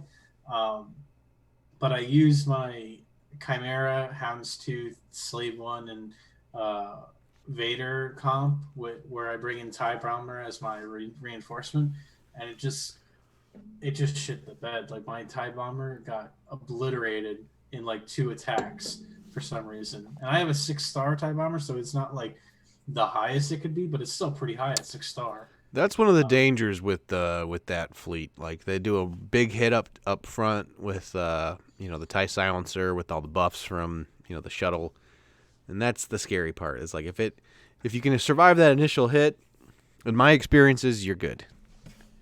Yeah, and so I lost because of that, because he got all my ground tunes as well and got one of my 2 fleets. He couldn't touch my Negotiator fleet that I put on defense, but because of that Hux fleet, I lost 1879 to 1851. So 28 banners right there. So this last round got pretty close. And then the last round, I basically stomped him. He couldn't even touch my fleets. So I got 1842 to 1789. I got stuck actually on, I'm looking at it right now. I got stuck on his Tarkin fleet that started with a bunch of Geos. I don't really know what happened there. Usually I can beat that pretty easily. I probably should have used my Malevolence on that instead of their Home 1 fleet, because their Home 1 fleet wasn't that good. But oh well, I still got the W. But yeah, this Grand Arena wasn't that great, and like I said before, I'm not looking forward to 3v3. I got Erodium, and like halfway to Kyber, and I have 506, almost 507,000 lifetime banners, which is nothing compared to Brick, still 100,000 behind. How many do you got, Target? Don't ask him that. He's I've definitely missed a few. What are banners? What are these banners that you're speaking of? In your guys' defense, like, GAC is my thing. Like, that's what I care the most about. Like, the amount of planning I do on GAC would probably make you guys depressed. Well, I don't know if it would make you depressed. It would make me depressed if I actually like quantified it. Like, the preparation and the scouting and the spreadsheets I make, that's my bag. So like, I don't poo-poo anybody for not having like crazy lifetime banners. It's my favorite game mode. It's not mine, and that's fine. There's plenty of things to do in this game, and it's not. Like, you shouldn't beat yourself up because you can't master every single game mode. Dude. No, it's coming from me because I'm mediocre at it. So I have to make myself believe that it's okay to be shitty at this game mode. Relatively speaking, like, I'm a good GAC player, and I still beat myself up. Like, I'm upset that I went 11-1, which is kind of dumb. Like, That's a great season. Like that's a really good season. But I'm like, Oh, you lost to a guy that took first overall once. it's just I don't know. It's all relative and like it's almost like I think Zareth talked about it. Like he's I think he swam in high school or something, and he's really good at swimming, or he was. It's like, why would he compare himself to somebody who doesn't swim? Like, of course you're not good at swimming. You don't swim every day like I do. You don't practice every day like I do. You're not, Me and Zareth can compete in swimming, and I would lose because I can barely swim. Right. It's just like, I don't know. It's just, I don't think that there's no like gold standard for your ability in the fucking dumb mobile Star Wars game. Let's be honest here. Right, exactly. Anyway, I guess while we're on that topic, we know that your favorite game is GAC, and my favorite is obviously Territory Battles. What's yours, Target? yeah. It's hard because like I love Territory Wars, but it's over so quick that I can't always like do everything I want to. Like we'll sit on like a Grievous zone, and it's like, okay, can we get past the zone? I've done my one battle. I really like Territory Wars. I like Territory Battles. I really like Arena now that I can actually compete in it. There's so much. But GAC is definitely not it for me. I think for you, if you had to ask me, nobody did, but I guess I'm just giving myself questions here. Or I think for like Darkit is like you're like the overall Star Wars Galaxy of Heroes player, like and like a lot of behind the scenes shit. You're the guild leader. I'm mediocre at everything. No, I mean, but really, like you do a lot of shit behind the scenes that you don't talk about much on the. I don't think you can talk about that much on the podcast, but like, you're the guild leader, and like you're active, like recruiting, like you're a big part of the collective in general, And that takes a lot of time. It really does stuff because, I mean, you might bring in 1 out of 10 people that come into that server, and there's 8 guilds in our collective that we have to fill up. So like of that 1 out of 10, that person might come to my guild, might go to some other guild, Well, and then like combined with that, like you are, you're a team player. You're developing a roster of things that are going to be useful for the guild for the higher purpose than just, I want to be good at this one thing, So like, I respect the way you play the game for sure. I can't go all out on like a niche squad because I want to make sure that I'm setting an example so that other people are hopefully following, building their GLs up, building the teams that are meta, because that's what we need for the raids right now, So. Right. And Van Seal said theory crafting over everything. Hey, I respect that too. That's awesome. Like I don't have the mind for that. I really don't. Either. I'm so glad that there's people like Van Seal and others that actually do theory craft, because I'm not. Yeah. I'm like a repeater. I'm like, oh, this guy did that thing. I'm going to do that thing too and see if it works for me. Because you brought up Territory War, we just want to do a quick shout out to our guild Oh, for dude. basically killing it the last, 4 Territory Wars? Yeah, man. No, it's more than 4. I think we're on like an 8 win streak now. I don't even understand how the strategy works, but it works, and that's fine. Like, because to me, like on paper, I'm like, really, this is what is winning? No offense, like I'm just looking, because I used to be the Territory War, one of the officers, and I stepped down from that, but I don't care how it's working, but it is working, and it's awesome. Especially when we take down guilds that are like 290 million. yeah, and like out and like have twice the amount of Galactic Legends we do. Like that is crazy. Yeah. Wasn't there literally one we faced that had twice the amount or somewhere near that? Yeah, there was. Yeah, and we beat them for sure. Yep. They're like they're 3 attempting geos, and we're like, haha, take that, dick bag. And then we're using non here's our off meta counters. 4 holds. That's right. I know, like one of our guys had like undergeared troopers that got like 4 holds, like on defense. It's crazy. It is crazy. I think what people underestimate is, at least I've seen it in like basically all our wins so far, is we put that. Well, I guess this is giving away our strategy, but we put all those negotiators on the front wall, and we still have negotiators behind that, and we just, because so many people have malevolence to take out negotiators if they put them on defense or any other squad. Yeah. I mean, that people get stuck on those negotiators. Yeah, Yeah, it's been working. Sure. It has Yeah. been working. We were really efficient last territory war too. Like we dropped very few battles. That's the Yeah. tough part. Is like now we've established like the bar. It's like don't fail attacks. Like unless there's some unprecedented thing that happens. Like there's no Not need even, for not even one. yeah Don't really fail at all. there isn't though. Like I'm notorious for I've had some dropped battles and I got pretty pissed about it a couple territory wars ago. But shit happens. But like. You don't need to bite off more than you can chew. Like we're now at a point where we have people who have developed There's rosters. 49 other people doing this. Yeah, exactly. And they can pick up the slack where maybe I don't have a great Padme counter available, but somebody else does, or I already used mine. Like I don't need to start like theory crafting some bad theory craft bullshit. Like anyway. Before we get on to the next thing, I just want to ask, how'd you do in GAC Center? GA Center. Oh, GA Center. I don't know yet. Overall, I'm climbing though. I am climbing. Brick Hard Meat I'm making my way. Downtown. One nice thing. Making my way. One nice thing is Nev and another guy ran B in my division. They forgot to sign up for GAC. Well, they didn't forget. Nev claims that he rejected his joining of GAC.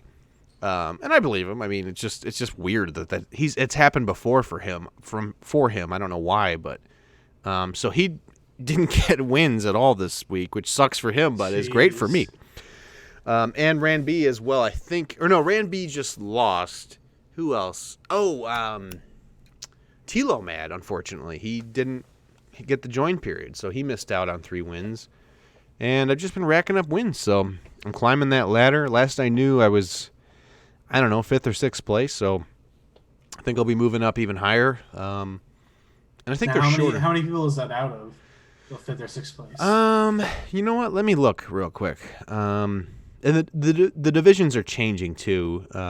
Pretty just because soon. I honestly don't really know a lot about GA Center, so I don't really know how many people are in each division or anything like that. So Yeah, that's the only reason I'm asking. It's kind of tough because it fluctuates. People's GP grows, and it makes more sense for them to be in a certain division over another. Here we go. The boards. Okay.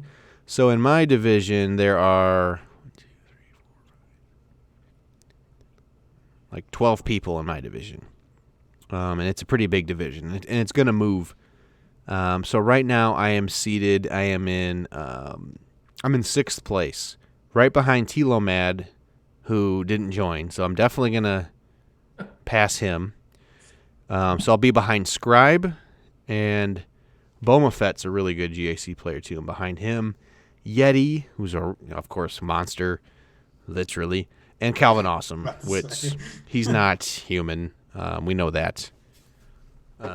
He can't be beat. He hasn't lost yet. He's on a 60-something win streak. So, Wow. I never expected to catch him, but we'll see. We'll see where I pan out. I think it's a 3-month season. I think they shorten the seasons. So this season, I'm interested to see where I'm at so far. So right now I am 18-3. So now I'm a little brick hard math here for you. I'm going to be 29-4 overall.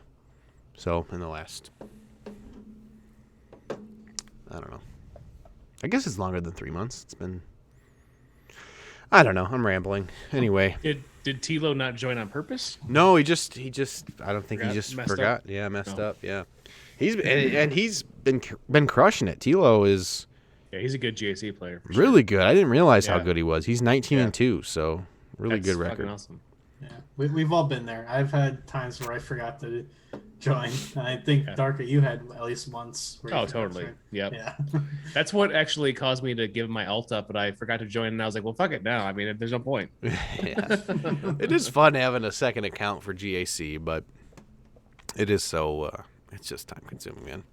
It's too All much right. time. So we got a lot to talk about. Let's do a quick hit on the news. How about that? And then We're about a third of the way into the episode. we right still now. have to talk about we're continuing our chronological viewing of all Star Wars video content. So we're going to talk about Solo later, which I'm really looking forward to. So let's just burn through the news real quick. So Dark Trooper came out, and That's a thing. Yeah, it's a thing. Zareth called this like a couple weeks ago. Imperial Remnant is the tag. So this is a new faction tag, Imperial Remnant. Didn't I call that like when the first tunes came out? I think you did. When we first made our kit, I called it Imperial Remnant. So you did. Okay. That was April of last year. I'm just saying. Damn, Darket's. You were ahead of your time. Obviously, I didn't know Dark Trooper because they weren't in the season at that point. But right. That's the perfect name, like Imperial Remnant. Mm-hmm. I haven't read the kit, to be honest. Like I don't know. I don't want to get distracted by it, the new shiny thing, but maybe I should. I've heard it's pretty dope, and I've heard like people wailing out, like Arnold wailed out on it and was doing some wicked shit with it, but I already don't want to do it after you said that. Well, he does wail or fail. He does these videos. Yeah, I don't know. Well, apparently this one is like the first one that they moved back to where you can get 5 shards instead of 12 or more or whatever it was, which was, I mean, if you're spending, what is it, 1,250 crystals for 5 shards, that's... You better be giving me 12. Yeah, that's crazy. Yeah, crazy. you're right. I know what you're talking about. They scaled back like the minimum amount of shards you can get or something. Yeah. That's fucked up. Yeah, apparently, I mean, he does pretty good with the like a Moff Gideon lead, but I wouldn't really know. I mean, I don't know why, but I geared him up to what did I gear him up to? I geared him up to gear 7, and he's at 3-star. I don't know why I did that, but he functions kind of like B1, where he has like the stacks, and he gets different attributes with the stacks. Mm-hmm. But with the biggest thing with the Imperial Remnant thing is it's missing one other tune. So because with Moff Gideon's leadership, he needs a tank, he needs an attacker, I think he needs 2 attackers, he needs a tank and a support, and he's missing a support right now. So who do you guys think would be the support? Because his leadership, he only gets like parts of his leadership if he gets support. Dr. Pershing. Ooh, Dr. Pershing? That would be tight. That would be dope. Probably, I don't know. I feel like Scout Trooper is a... But Scout Trooper's kind of a fucking meme at when you this think point. about the story of that, though, he's not giving much support. No, he's going to miss. Is What that is he support? granting? I don't know. Yeah. He's granting inaccurate. He's going to slap a baby in a sack. There's got to be some kind of like storyline connection for it to work. Or they could have. I like that. I don't even think he has a name. He's one of the like in season 2 when Bo-Katan and the Mandalorians invade that ship. There's like that main like. I don't know what he is. Yeah. Captain dude. Yeah. I mean, there's characters for less screen time, so yeah. Like that, like Yeah. another, like kind of like a first order officer Like a Veers. type. Yeah, like they're just like, I don't know, grants support shit. I don't know. What do you think, Yeah. Deschnapps? So I had 2 opinions. One was either the Scout Trooper, just because Scout Trooper is used a lot in season 1, where who was the major actor who like hit Baby Yoda in season 1? Oh, Jason Jason Sudeikis. Yeah. So that could be one, but my biggest, what I think would be the an E-Web operator, basically that giant like Ooh. machine gun that they use. In I guess it was season 1, but basically they already have the coding basically in because of the B1 machine gunner type thing in light side territory battles, and so they just reskin that and use that as the support. Yeah, that could Yeah. work. That would be interesting. Like kind of like would it be? It could be a 6th member of the team, even. You know, like kind of like ARC Trooper. Yeah, Potentially. That's how I would view it too, as ARC Trooper style. Yeah. That'd Yeah, be kind of rad. It could just be a random like stormtrooper too, or was it a stormtrooper? Do you remember who? I don't remember who was using it, but I mean, it could just be a normal stormtrooper, and they just tag it as E-Web operator or something like that. Yeah, that would be cool. But that's what I was thinking they could do, because, like I said, they already have the kind of framing in place with the coding, with like the B1 machine gunner and light side territory battles. Yeah. So that's what I was thinking. They just change the operator and change the actual skin of whatever the machine gun is to the E-Web in season 1, and use that. Yeah, it could be a or it could be a 6th member, or it could just be somebody behind a turret as well. That's the issue. Like summon. The archetype issue though is Moff Gideon leader, Death Trooper attacker, Stormtrooper is a tank, right? Yeah. Mm-hmm. Death Trooper's an attacker, so you need the support. I don't see an E-Web operator as a support though. I see that as an attacker, because that's most of your damage. So if you're going ARC Trooper style, ARC Trooper is an attacker or support? I don't know. ARC Trooper is an attacker, but Yeah. if you think that Rex is a support, and he does a lot of damage with his Annihilate. Yeah, that's true. I don't know. The tags are a little arbitrary at times in this game. I think story-wise, I like the E-Web thing. It makes sense because of the action sequence with that anyways.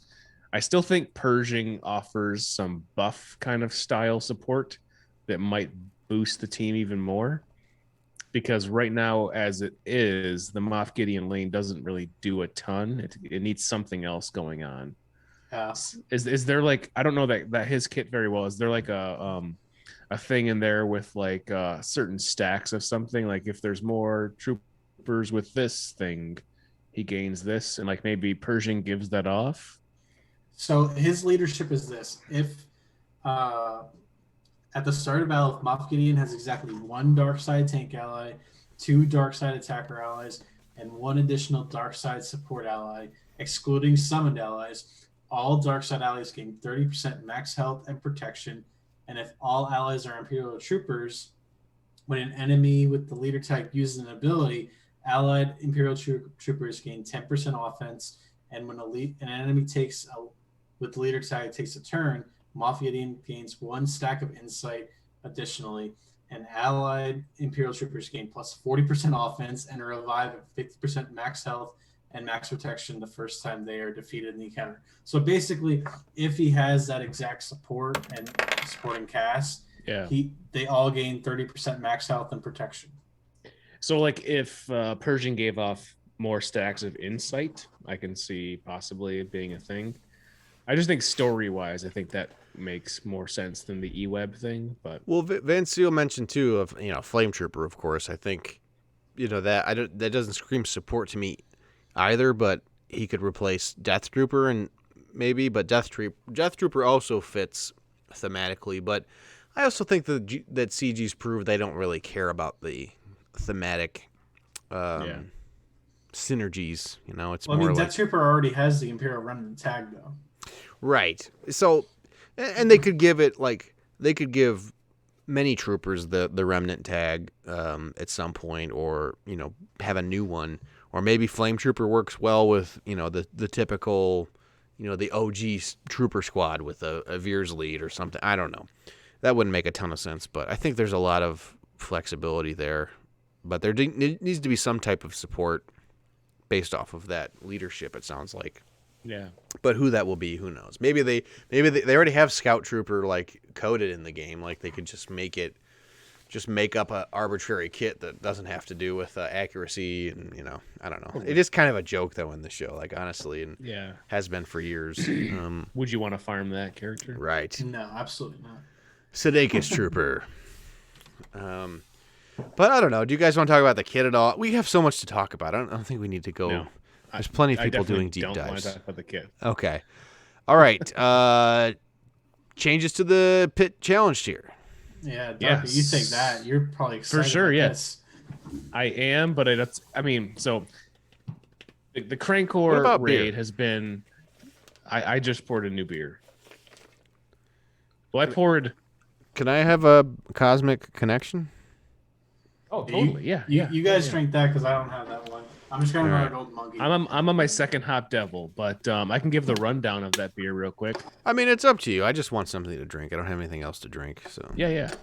I'll give a quick description. I'm going to drink that one a little bit later to finish the second one here. But yeah, so Cosmic Connection is actually a collaborative one that they did with 6 Point Brewery. So one of the ones that Deschnapps mentioned earlier today. This one is a sour New England style double IPA. Wow. It's 8% ABV. It's a not what you mashup. expected. It's a mashup. I like it. Yeah. They joined forces on this release, testing their research and development systems, bringing in minds to a sour New England that's out of this world. I thought it was pretty great. It definitely had both styles there, kind of the tangy sour and the bitterness too. Like, it was interesting how they put those two things together. I had this one earlier in the weekend, and I thought it was very good. So Yeah, I dig it, man. It's a cool combination of two styles of beer that I like separately. You know, like I really like for sure. You know, what is it? A New England IPA and a sour. Like I like sours. Those have grown on me. Yeah. I dig it, man. It's a good beer. It's got a really cool texture to it too. It's like it's not thin. Like it's a medium bodied kind of thing going on, and the tanginess comes through, the hops come through. So I thought it was a pretty cool new style that I hadn't had before. So it's a fun ride.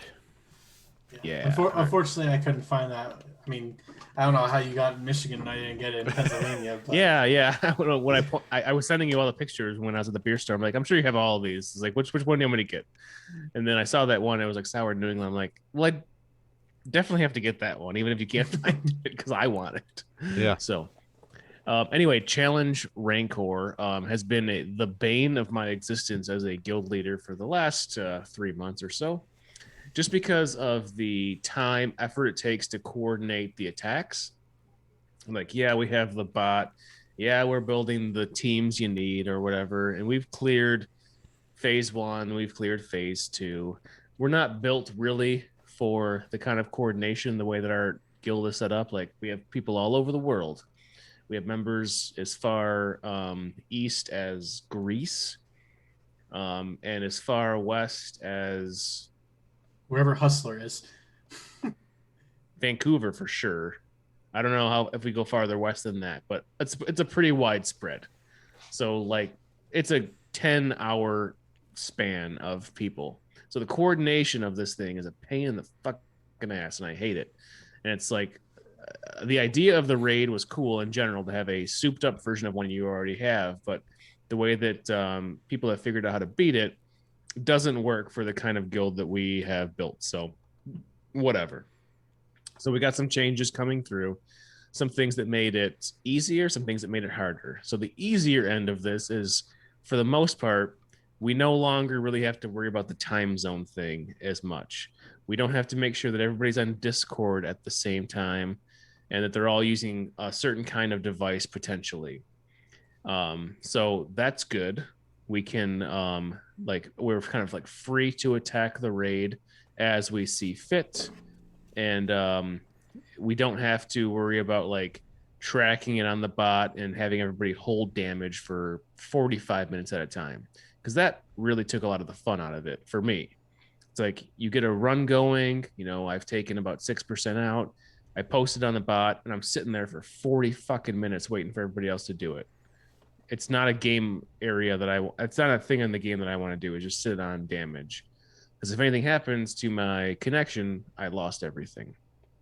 So one of the negatives that they've put into place that like has taken away some of our damage output is that Slacker can no longer do as much damage in certain phases of the raid.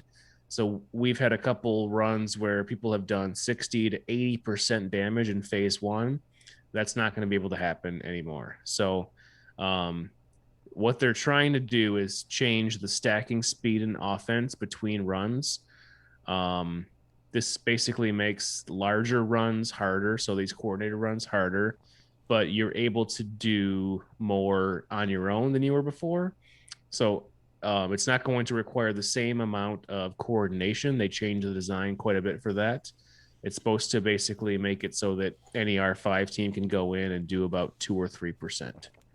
You're going to have to make sure that everybody goes in and does what they need to clear a phase, but you shouldn't have to sit around all getting your entire guild on Discord all at once to do it together, which I think is good. I think that's going to be a good thing for us in general. How have you guys digested this so far? I don't know. I kind of need to see it, need to do it to see Yeah. how hard it's going to actually be. So it's kind of like, the damage is ramped up within your instance of the battle. So it's not a collective damage ramping up effect like it was before, where you need to get to a certain percentage and then it goes crazy. So yeah, I guess we'll just see. I don't know. I don't quite know how it's going to play out for us. Yes. I know we're going to So need now- 50 people doing it. That's for sure. Yeah, you're still gonna have your whole guild involved. So it used to be where once it got to 80% health, it would gain like 75% offense and speed stacking. It doesn't do that anymore. Now it's for each 2% health lost, it gains 20% offense and speed. So that enables you to run what you need to by yourself, and you don't need to do as much coordinated effort. And that bonus increased by additional 20% each time. So it does make it, you're going to do less damage with the team that you had before. So your team that was doing 6% before might do about 2.5 now. But you're not going to deal with that wall anymore where like you get to 80% and you can't do anything. So Yeah, I would say it's I'm not gonna say love hate, but there's pros and cons. I mean, I definitely agree that something needed to be done regarding the split between international and well, I guess just international players in a guild, just because it wasn't fair for them because they couldn't really attack when everyone else was attacking, and even if they did, they couldn't hold it for that long. And just the idea of holding damage for 30 minutes, if so, like that's a time commitment that you weren't really signing up for Yeah. for that. So This isn't World of Warcraft here. Come on, guys. This is a Star Wars mobile game. This is not interesting content to coordinate like that, exactly. Yeah. So I mean that part I was happy to see have some sort of resolution with it's an individual run, so every 2% of your own run they gain the offense stacking, but without it affecting other people's runs. With that at 80% health they gain that incredible amount of speed or whatever. So that was good to see. I was kind of surprised, honestly, that they nerfed Slacker, because in order to even get that run, you'd need like god tier mods to begin with. So Yeah. I was kind of surprised that they nerfed that, but we'll have to see how it really affects Slacker and their damage output. I mean, they're not going to obviously get a full solo of P1 anymore, but they may still get, I don't know, maybe, I mean, probably not, maybe 10%, if that. But Yeah. we'll see. I really wonder what the intention was. If the intention wasn't for people to hold damage at a certain percentage for, a half an hour on end or more, and coordinate with third-party applications, was there a way to beat the raid that didn't entail doing that, or was that the intention? That's the thing that I just still don't understand. Did somebody not figure out a way? Is there a guild out there that figured out how to do the raid in a way that didn't require such crazy coordination? I don't think so. I think they have fewer people that need to go into it because they have several people with god tier mods that can do the SLKR thing. So I don't think there's guilds out there that figured out a different way. You will have members who have characters who can do 100% out of a whole phase. but it's not because they were able to figure out the mechanics. Like somebody figured out the mechanics pretty early that the coordination is the way to do it, and that's what everybody went with. Mm-hmm. Yeah, Like I don't think they built this raid with the intention of like guilds that are 260 million and lower beating it. You have to be like 280 or above with like a lot of GLs. So once they figured it out, they were just doing the coordinated thing. Yeah.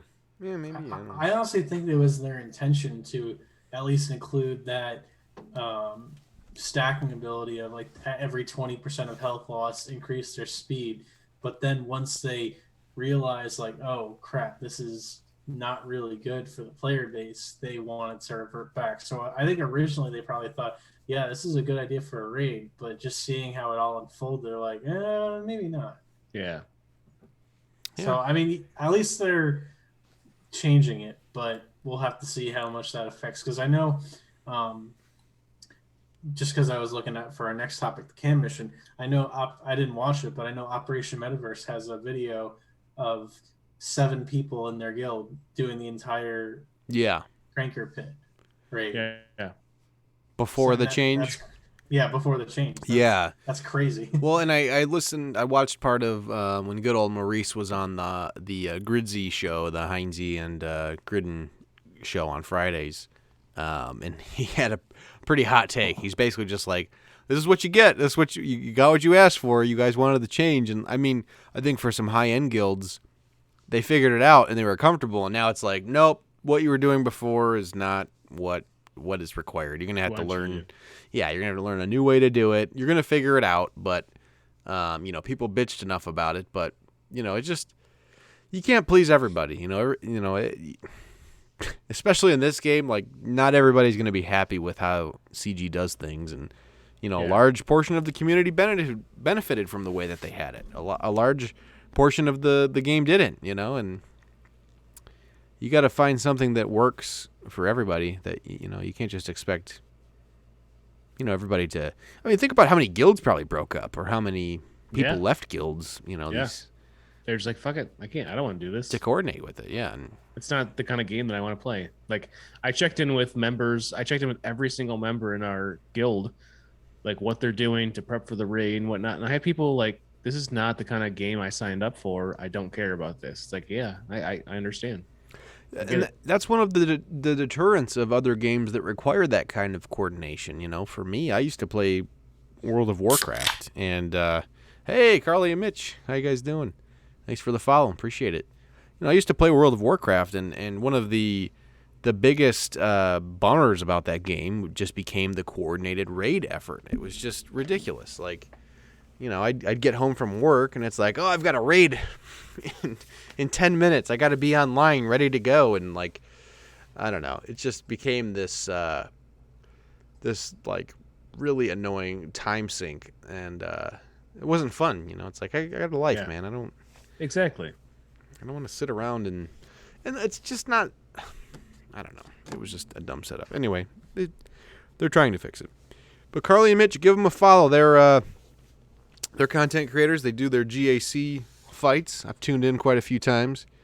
They're a good time. So give them a follow. They're good peeps. Nice. Yeah, I was watching you do a GAC. I think might have been your round 2 against the Stoke guy, and then you raided into Carly and Mitch. Oh, nice. Yeah, it was a good time. Yeah, they're cool, man. They do their GAC attacks. They smoke weed. They like hockey. What's not to like about this channel? Hey, That's awesome. Hockey's the best sport there is, so the other thing's pretty okay too. I don't know anything about that one. Darkin and I would puff pass. We'll just say that. Anyway, that was probably the most dad way of saying that you smoke weed. I don't know. We hit the reefer, as they say. Anyway. Did you play hockey with me when we played back in the day? I can't remember. Hockey? Like yeah, like a drop-in hockey? No, I never. Did you play with us? I played like street hockey, like with my bumfuck we'd like friends on the street.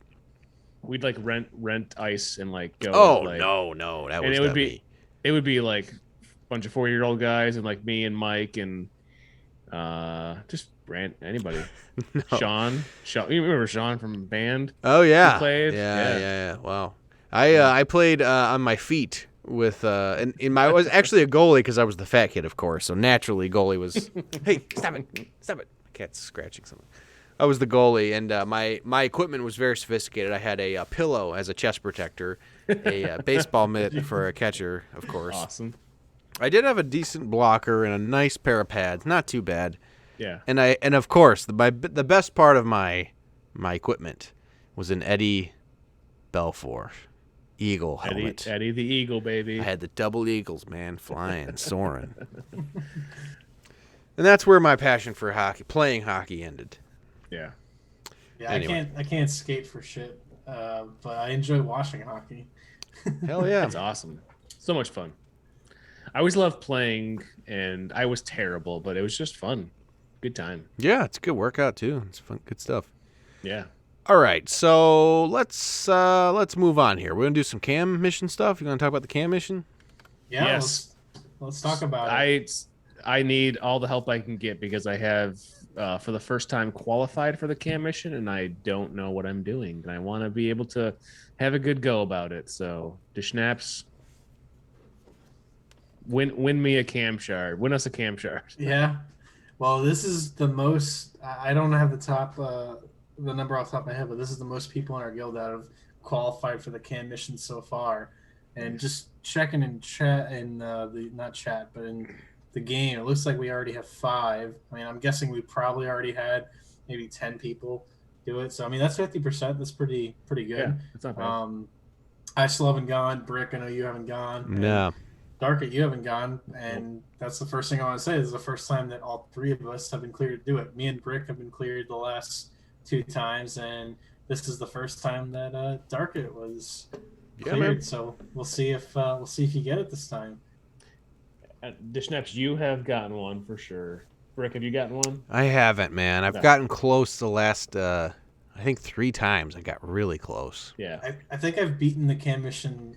I don't remember how many times we've done it so far, but I've at least beaten it 3 times. I was gonna say about 3 is what I can think of. Yeah. Definitely didn't get the first time I tried. Second time, I might have gotten the second time, but whenever I got it for the first time, I like threw my phone. I'm like, this was so happy because that mission can be awful. Can't wait. You got to pray to RNGesus. You really do. I mean, you can mod perfectly, but you still might get pretty bad RNG with both Reek and Django. So What I want to do is figure out what's the celebratory drink beforehand, the sacrificial drink that I take down, and that gives me the lifeblood to win the mission. We need to declare it right now. a 50-year-old bottle of scotch. No. Yeah, I can't. I don't know. What can I buy that gives me the RNG? Monkey in the chat. Well, before we get into it, so I was telling Brick actually on one of his streams because he wasn't using it and it was triggering me. But the second ability in the arc actually does more damage than the first ability. So if you have the ability to use the second ability for Arc Trooper, definitely use that because that does more damage than his basic. Yeah, I did not know that. I did not. I was just like, I'll do the basic. It's all right. You learn something new every day. But yeah, let's get into cam. So there's a specific modding structure you need to do, and there's a certain kill order that you need to do, and there's different intricacies of the actual event that you need to pay attention to. The biggest of those is trample. So trample is the ability that Reek, the big horned rhinoceros type thing, gives off with one of its abilities. And what it does is that it gives minus 50% max protection. You can't counter, you can't assist, you can't gain bonus turns or bonus turn meter. So that definitely plays into effect when you're using shock and echo, because echo assists usually most of the time on basics, or when another clone uses an ability. So you need to make sure that you can. Well, first thing you need to do is get rid of trample and shock, because that helps others assist, and for her to be able to give bonus turn meter to others. And then you want to get rid of trample on Echo, so Echo can assist, because when Echo assists, obviously that's more damage. So you really need to understand trample to make sure you can be successful. And that's one of the things that people get wrong when they mod, is they don't mod for extra protection and when in cam, which is something you definitely don't want to do because of that minus 50% max protection. You want to be modding for a lot of health. But again, even then, that could, because of RNG, that could affect your outcome. But yeah, trample is one of the main effects that you need to be aware of when you're going against the cam mission. The next item on there would probably be Django, just because he can make or break what you guys, or how it's going to affect your outcome, because he could focus you, and that means you're probably going to lose. Like if he focuses all his rockets on you, his rocket ability, you're pretty much done for, to be honest. Especially if he targets 5s with his rocket, because if he targets 5s and takes out 5s, you're not going to get the revive ability that gives extra damage, health, protection to the other clones. So a good perfect run would be if Django is affecting or is using his rocket on Reek. Just going in the chat real quick. Carly, you should definitely pick beer since Galaxy Beeroes. But yeah, and the other thing with Django is I've seen one person in our guild do it last time, which I gave him a stern talking to afterwards, but they killed Reek first and left Django for last, which is something you definitely don't want to do, because if you kill Reek before you kill Django, he gains 200% offense and 50% speed stacking on each of his Holy turns. shit. What? So there's no way to beat that. Yeah, there's really not a way to beat that. So you definitely don't want to leave Django for last. You want to kill Django before you kill Reek. Okay. And I'll plug him again, but Operation Metaverse has a great video on both modding for cam and the kill order, and going into the specifics of what you need to do for the cam mission. That's what I used originally when I was trying to get my modding right. Was watching Operation Metaverse. But so the next thing would be the kill order. So platoons have no effect in this mission. When I was originally looking at this mission, I'm like, oh, we need to fill these ship platoons because it affects that zone, but no platoons affect that zone, so we don't have to worry about that. But the starting enemies are Django with 2 B2 battle droids, which get rid of buffs, and Reek. So you want to get rid of the B2s as soon as possible. That's the first thing, and then you want to focus Django. Whoa! Wait a second. Sorry, go ahead. The beer Jesus has arrived. There's somebody named the Beer Jesus in our chat here. You better be drinking beer. I'll be the judge of that. Welcome, the Beer Jesus. Appreciate your hosting us with one viewer. Well, thank you very much. Appreciate that. Let me throw a curveball here, Deschnapps. Yeah. What do you say? 3 beers deep, brick hard meat, attempts. You coach me through my cam attempt live on stream. I could pull up the gameplay. I've got the scene for it. Or sober up and do it tomorrow by myself and probably lose anyway. It's up to you, man. We can do it on stream. I'm just wondering from a podcaster perspective if that's. Well, they could fast full forward. play-by-play. We could fast forward. I mean, Yeah, I can't. I'm into it because I want to see how this rolls. I don't really know much about how this the whole thing is. So Dark could edit it out and make people view a recording of it. We could definitely do that. maybe if you want to go through, if we want to go through Cam and then solo, and then we could do it at the end. Sure. Yeah. that Yeah, sounds we good. could do that. That's fine. Yeah. Okay. I mean, it's your show. I don't want to tell you what to do. No, that's fine. That's fine. No, that's cool. Beer, with me. Beer Jesus, that sounds like a great drink. Smoked raspberry porter. I love porters and stouts. So Byro really likes raspberry too, so that would be a good one for him. yeah. Anyway, do you have any questions so far, Darkit? On No, Cam I'm mission? following. Okay. Yeah, modding. I mean, I'm not the expert, but modding, you got to get your mods right. Get some cam Modding is loadouts. modding is key. So the other item before we get into modding to take into account is Reek.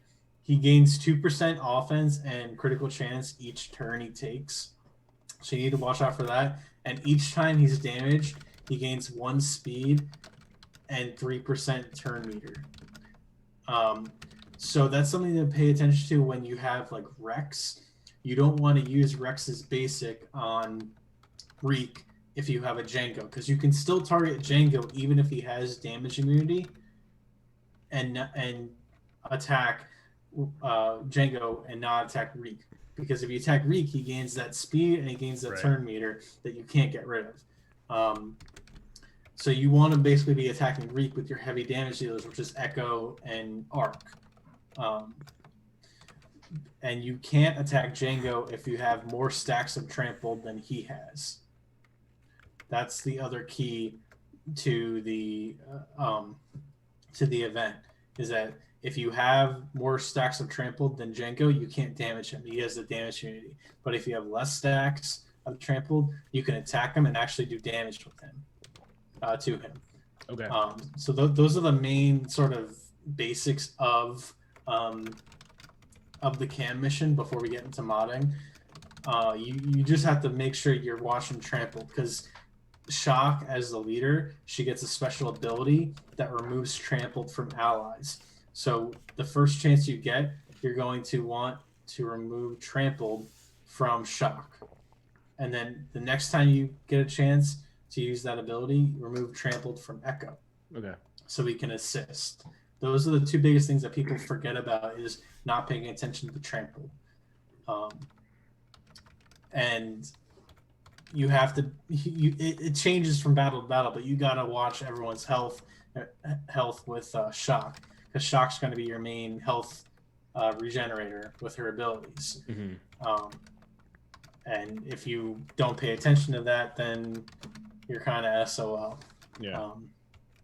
The other item is that Reek and Django can both ignore taunt. So you can use Fives' taunt ability, and it doesn't affect any of the outcome because they can go around his taunt.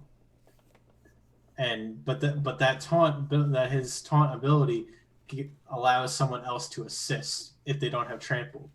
So that's another key that people forget about, is that both Reek and Django can avoid taunt. They can go around taunt.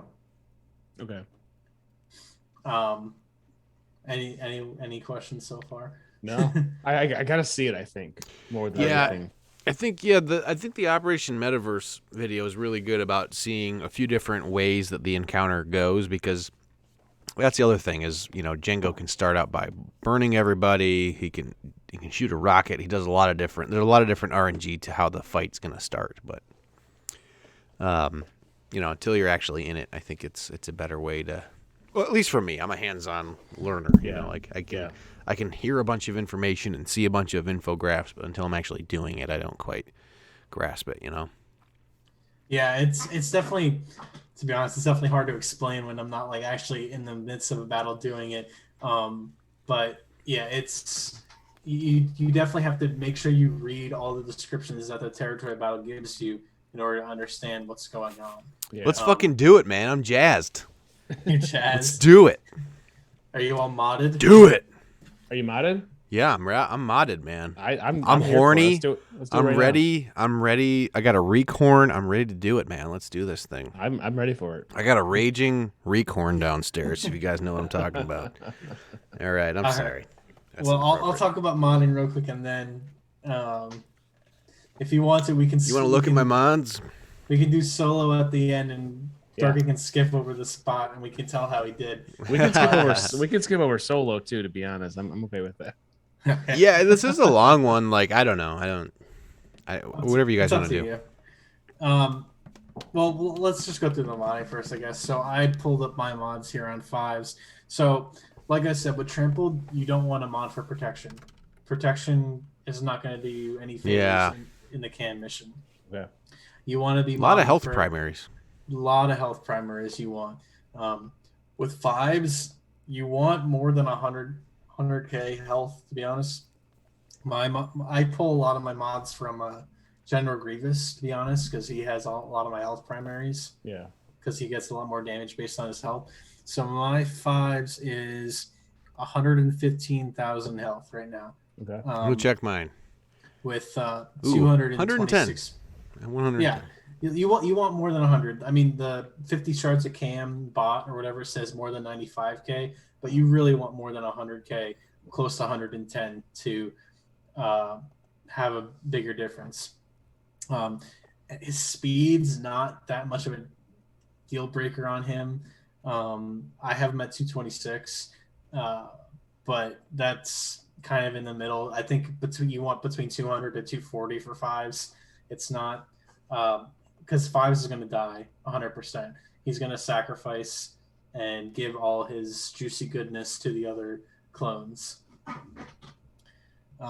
Spoilers for anyone who hasn't watched the Clone Wars. Wait, 5s dies? R.I.P. Yeah.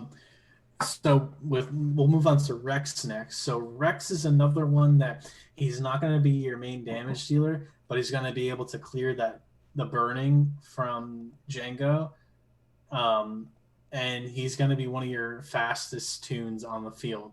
So, and you're going to most likely either give him or Echo. Sorry, that's a lie. There's no arc turret in this. Wait, there is an arc turret to this, is there? Yeah. Sorry, it's been a while. It's been another month since I freaking did this mission, and I'm already 3 beers deep right now. Okay. But he's going to be one of your fastest tunes. You want him over 300, and you want him at least over 65,000 health. Not sure what yours is at right now. Who is that? Rex. Rex. Let me pull up Rex. Sexy Rexy. I love that we have somebody in our guild named Sexy Rexy. That is just... We used to. We don't know. We used to. R.I.P. 312. 312, and what's your health at?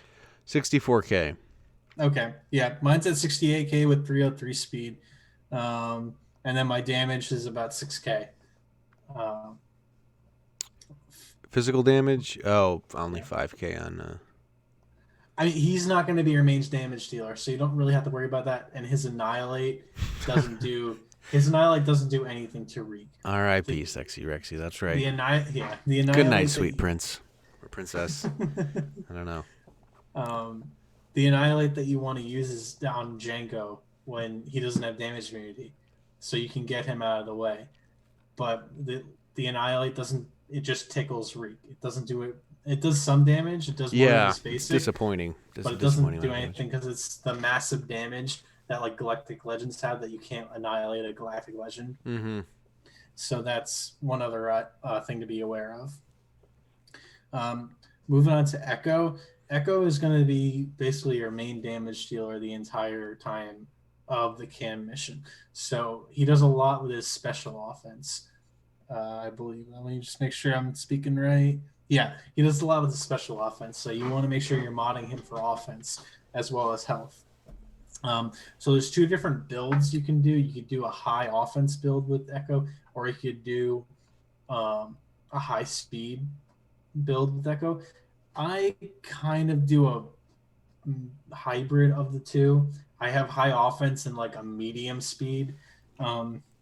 So my Echo is modded with what does he have? He has crit damage mods and crit chance mods, and he has about 63,000 health, 243 speed, and about almost 11,000 special offense. You really want to get to about 11,000 special offense with Echo. Nope. Got 8,600 on mine. That's not good. Yeah, if you can try and get that up, you should. While I'm talking here. So, just offense. So I'm looking for offense. Period. So I have crit damage and crit chance mods with offense secondaries. Okay. Um, my cross is an offense primary, and my circle is a health primary, and then my triangle is an offense primary. Okay. So just a shit ton of offense, eh? Yeah, because that goes into his special offense, which his AOE is his biggest damage dealer, and then if he doesn't have trampled, he gets the assists. So if he assists, he'll do his basic, um, which equates to obviously more damage. Woof. I have some shitty mods for that. The next one would be Arc. So Arc is kind of in the same boat as Echo. You want him a higher speed as well. Not as much as Rex, but more than Echo and more than Fives. So my Arc is at 277 right now, with 67,000 health. And he does mainly physical offense, not special damage. And he has about 9.4k offense right now.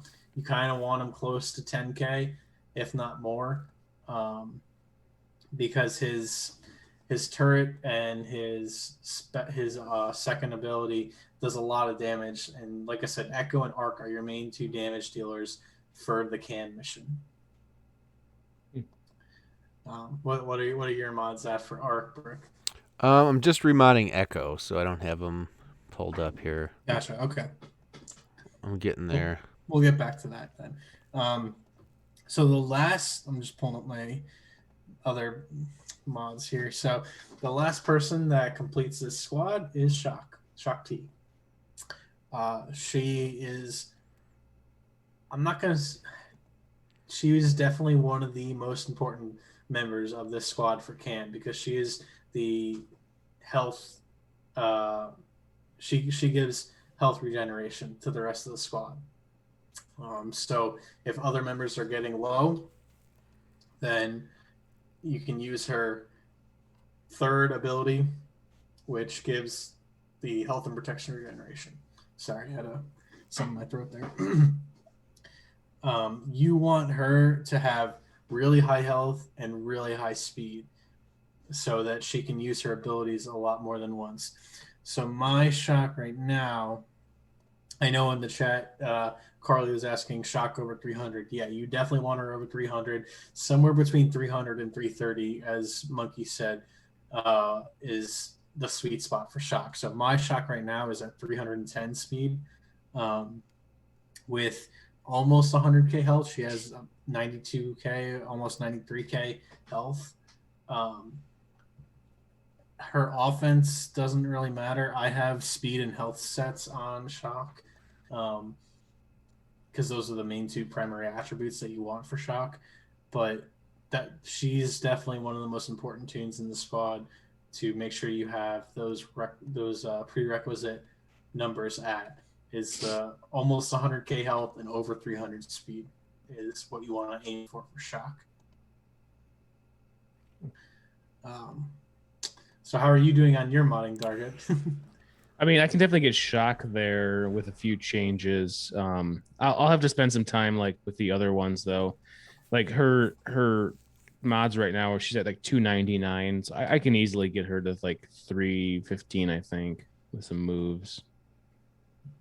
So yeah, the biggest hurdle that I had was choosing which mods to give to both Rex and Shock T, because I have both speed and health sets on both of them, because you want them both at high health and high speed. Sure. So those are the two that I had the most trouble with, because Arc you can do offense sets with, but with Echo I did cross critical damage and critical chance, and then like I said, Arc I did offense sets with critical chance is what I did for Arc. And then I think Fives I just put all health mods. Yeah, Fives is all health mods. Did you remod Echo there, Brick? Yeah, I'm getting the offense up, but I don't know. I don't know if it's going to be good enough. Gotcha. What am I shooting for? Over 10K? Is that what you had For which one? Sorry, Echo. for Echo? Yeah, you want you want close to 11K, but anything over 10K is probably okay. Yeah, he's only at 58K health, which isn't good, and 9,800 special offense. For Echo. Yeah, and he's dog shit slow. He's only 216 speed. With that, Gotcha. Yeah, my Echo is 63K, 243 speed with 10.8K special offense. damn, wow. Yeah, I don't know if I can hit that with my mods. I don't think I'm gonna hit that. I mean, I have pretty dog shit mods, if I'm being honest, but at least for Cam, I like to think I have semi-okay mods, but the rest of my teams, not so much. Yeah, I just don't have those like 6E mods. I mean, I have full 6E mods on him now. Do you think I should roll with that? I have 90, so he's slow, but 9,800 special offense. 216, 5,800 health. Or 58,000. Should I roll with that? Or go with what I had before? What was it before? He was basically just fast and healthy and low damage. It was like 8K special damage. It wasn't good. I think what you have is better. Okay. All right. You want to get into this? You want to do this? Yeah. Well, the last thing I want to talk before we get into it would be what Carly just said, is that if you're doing cam mission, you definitely want to make sure you're using loadouts, because trying to rearrange your mods afterwards is... We got loadouts for all our characters. I got loadouts for days. I do. I had all my cam mods. My arc's damage is a little low. Let me rename this loadout real quick. So this is Echo. This is good. This is good entertainment here. Hey, quiet your dog down, please, Darkit. We're trying to do something over here. She's an attack bitch. She doesn't take commands. She is. She attacked me once. She did. That bitch. But yeah, we'll go through the cam mission. We'll walk you through it here once you get all your mods right. Yeah, I'm good. Not sure how entertaining that would be for a podcast, but we can we can probably just skip over it and do the end of it. We'll have to Discord stream mine later, because I don't know if I want to have mine broadcasted. Okay, so what do I need for arc here? Do you have that pulled up? Yeah, let me pull it up here. I'm just pulling up my mods on them. So I have 4 offense sets and crit chance, 2 crit chance mods. I have them at 67K health, 277 speed with 9.3K offense. Okay, sweet. Yeah, I'm right there. I'm just a little bit better than you in all categories there. Oh, okay. So. Just a small Sweet. flex. Sweet. I'm just a little better than you. It's fine. I just have better mods than you do, so I'm just way better than you. No, but my Echo's horseshit, so you know. All right, man. Let me do this. Let me swap this over here. Right, yeah. So your faces are going to disappear, but It's okay. It's probably better for everybody. You guys. it doesn't look too bad actually. They can see all of us. This isn't Okay. This isn't bad. You viewers are in for a treat. This is a first for the Galaxy Beers podcast. It is. So what's the delay like for you, Deschnapps? I can't share quick. my screen with you. So No, like I think it's pretty. There's no time limit on the mission, so we don't have to worry about that. right. So I'll just meander my way through. Like the map is loading. You clicked on cam, I'm on cam now. Yep. clicked on battle. All right. Definitely wanting a 5's lead here. That's good. Yeah, please don't do that. All right. So you see my starting 5 here. I'm seeing you put the 5 in right now. Okay. See the 5. All right. Yep, I see it. All right. Let's do it. I'm clinched. Let's see if I can get a first time cam shard here. All right. Loading. I'm live now. Okay, so they started with burn. That's good, as long as it's not a rocket to the face. Yep, I got burned up good. Getting a lot of retribution here. Oh, good. And refocus Django first. Okay. All right. So, I'm here. I want to get one of All these right. B1s down, right? Or B2s. So I would cleanse that burning first Okay. with Rex's ability. Done. All right, turret on. They all have full turn meters, so maybe. So I would use it on Rex just because he's your fastest tune right now. Okay, Rex is far right, right? Far right, yeah. Yep. All right. Nice. Okay, so who do I want to call to assist here? Shock will All right, get hold rid on. of. Sorry, It's still a little Oh, yeah. delayed.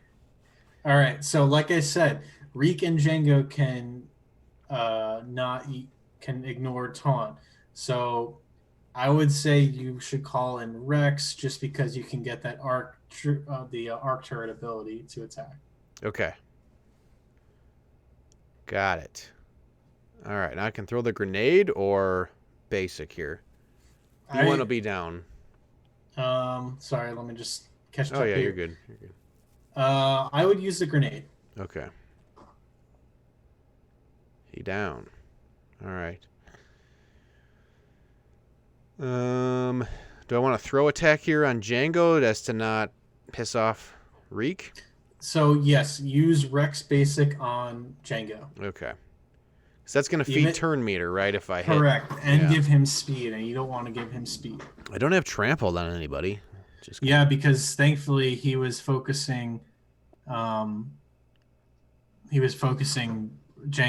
So right now I would probably replenish Arc Trooper's health. Okay. While targeting Django. All right, now we got some trampled going around. Okay. So Arc. Yeah, I guess attack Django. Well, he's in damage immunity. So with Arc, because he's your main damage dealer, attack Reek with him. Okay. Okay. Now it's Rex's turn. So use Rex on Django. So we want to get more stacks. If we have more stacks than Django, we can damage him. So take off Trampled from Shock. Okay. Done. Echo's almost dead. That's okay, though. So 5's turn again. So 5's target Django. Okay. Done. Echo's up. Oh, he can damage Django. He has more stacks of trampled, so. Yeah, go ahead and attack Django. All right. Offense up. Okay, we lost 5s, so that's okay. So I could hide somebody. You're I could hide. You're just gonna get more damage now. So because everyone has trampled, no one's gonna be assisting. So that middle ability is gonna be a waste. Okay. So just use Shock Basic on Django. Okay. All right. I guess I can only basic here. I guess you could hide Arc, but I mean, Yeah. like Carly said, but there wasn't. I mean, it's not going to be that much of a difference. I don't think. So yeah, basic Django. Okay. So I still got the turret. I could put the turret on Echo, right? Because he has more turn meter, right? Sorry, I'm not up to there yet. Oh, yeah. I'm sorry. Yeah. So target Reek now. Okay. So target Reek. Right. And So you- I gotcha. And yeah, put it on echo. So he has more turn meter. Stay alive. Okay, so he can fuck up Django with this grenade, I think. He has more stacks. And Mitch is in the house. Use the grenade. Use the grenade. Okay. Kaflooey. Okay, nice. They're fucking with each other. Okay. So I have Annihilate up, but... And Shock is exposed as well. So I could cleanse that, potentially. Yeah, do the cleanse. Okay. Okay. So I can't damage Django here. I can damage the Reek, right? Low turn meter. Yeah, attack Reek. Okay. All right. So I still have trampled up. Should I get rid of that?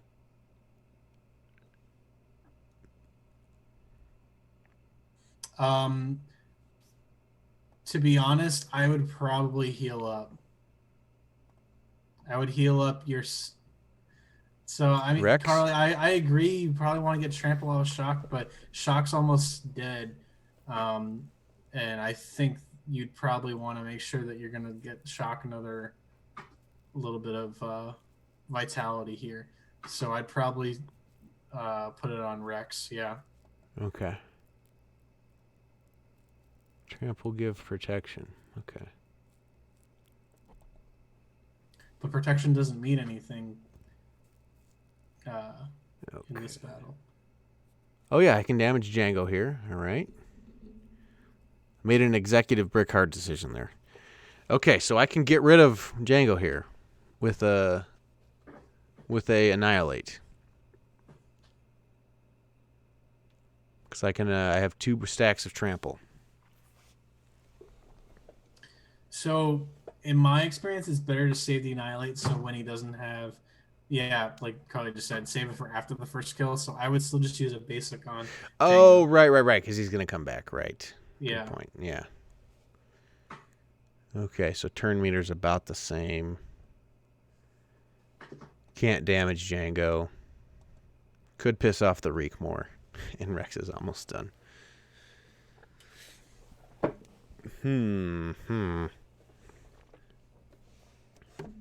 I would. Yeah, I would big hit the Reek with the turret. So use the turret on Echo and Okay. target the Reek.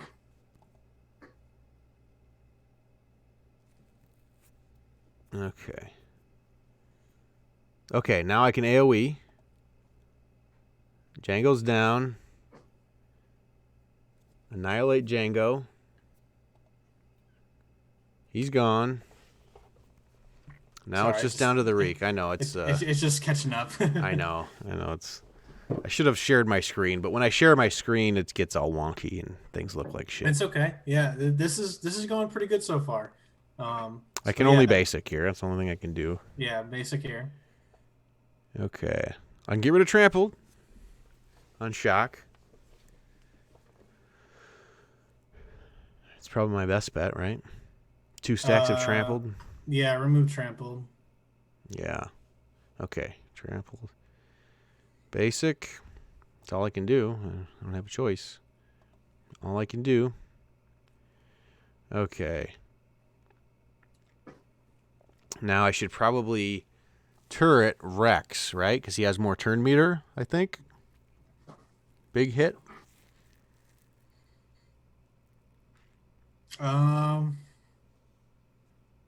Yeah. Okay. Okay. Looking all right. Okay.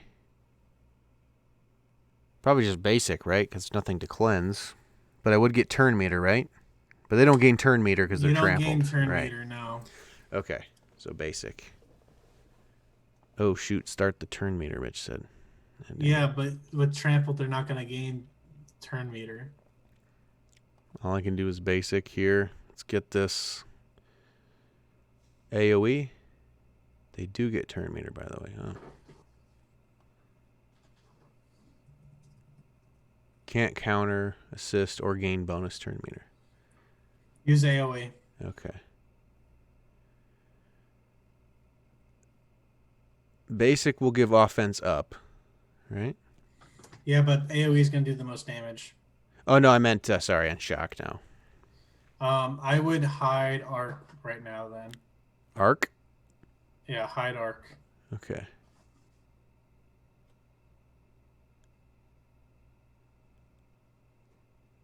Okay, can't dispel anything, so basic. All right. Oh, that was real lucky. You got a dodge there. Nice. Okay, Echo has more turn meter. Oh, big hit here. Big hit here. Go, yeah, give it to Echo. Okay. Oh, there goes Rex. All right. All I can do is basic. Oh, there goes shock. No. No. No. God damn you, Reek.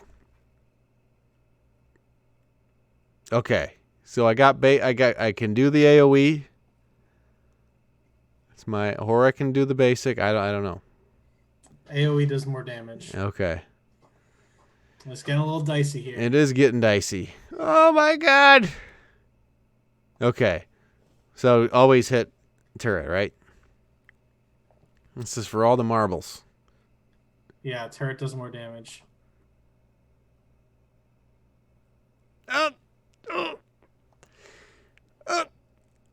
I'm clinched.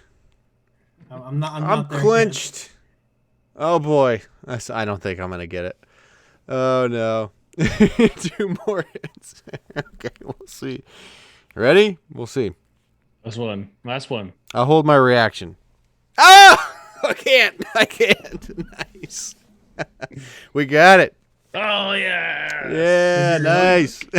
Nice job, yet. Brett. Nice. Team effort. Yes.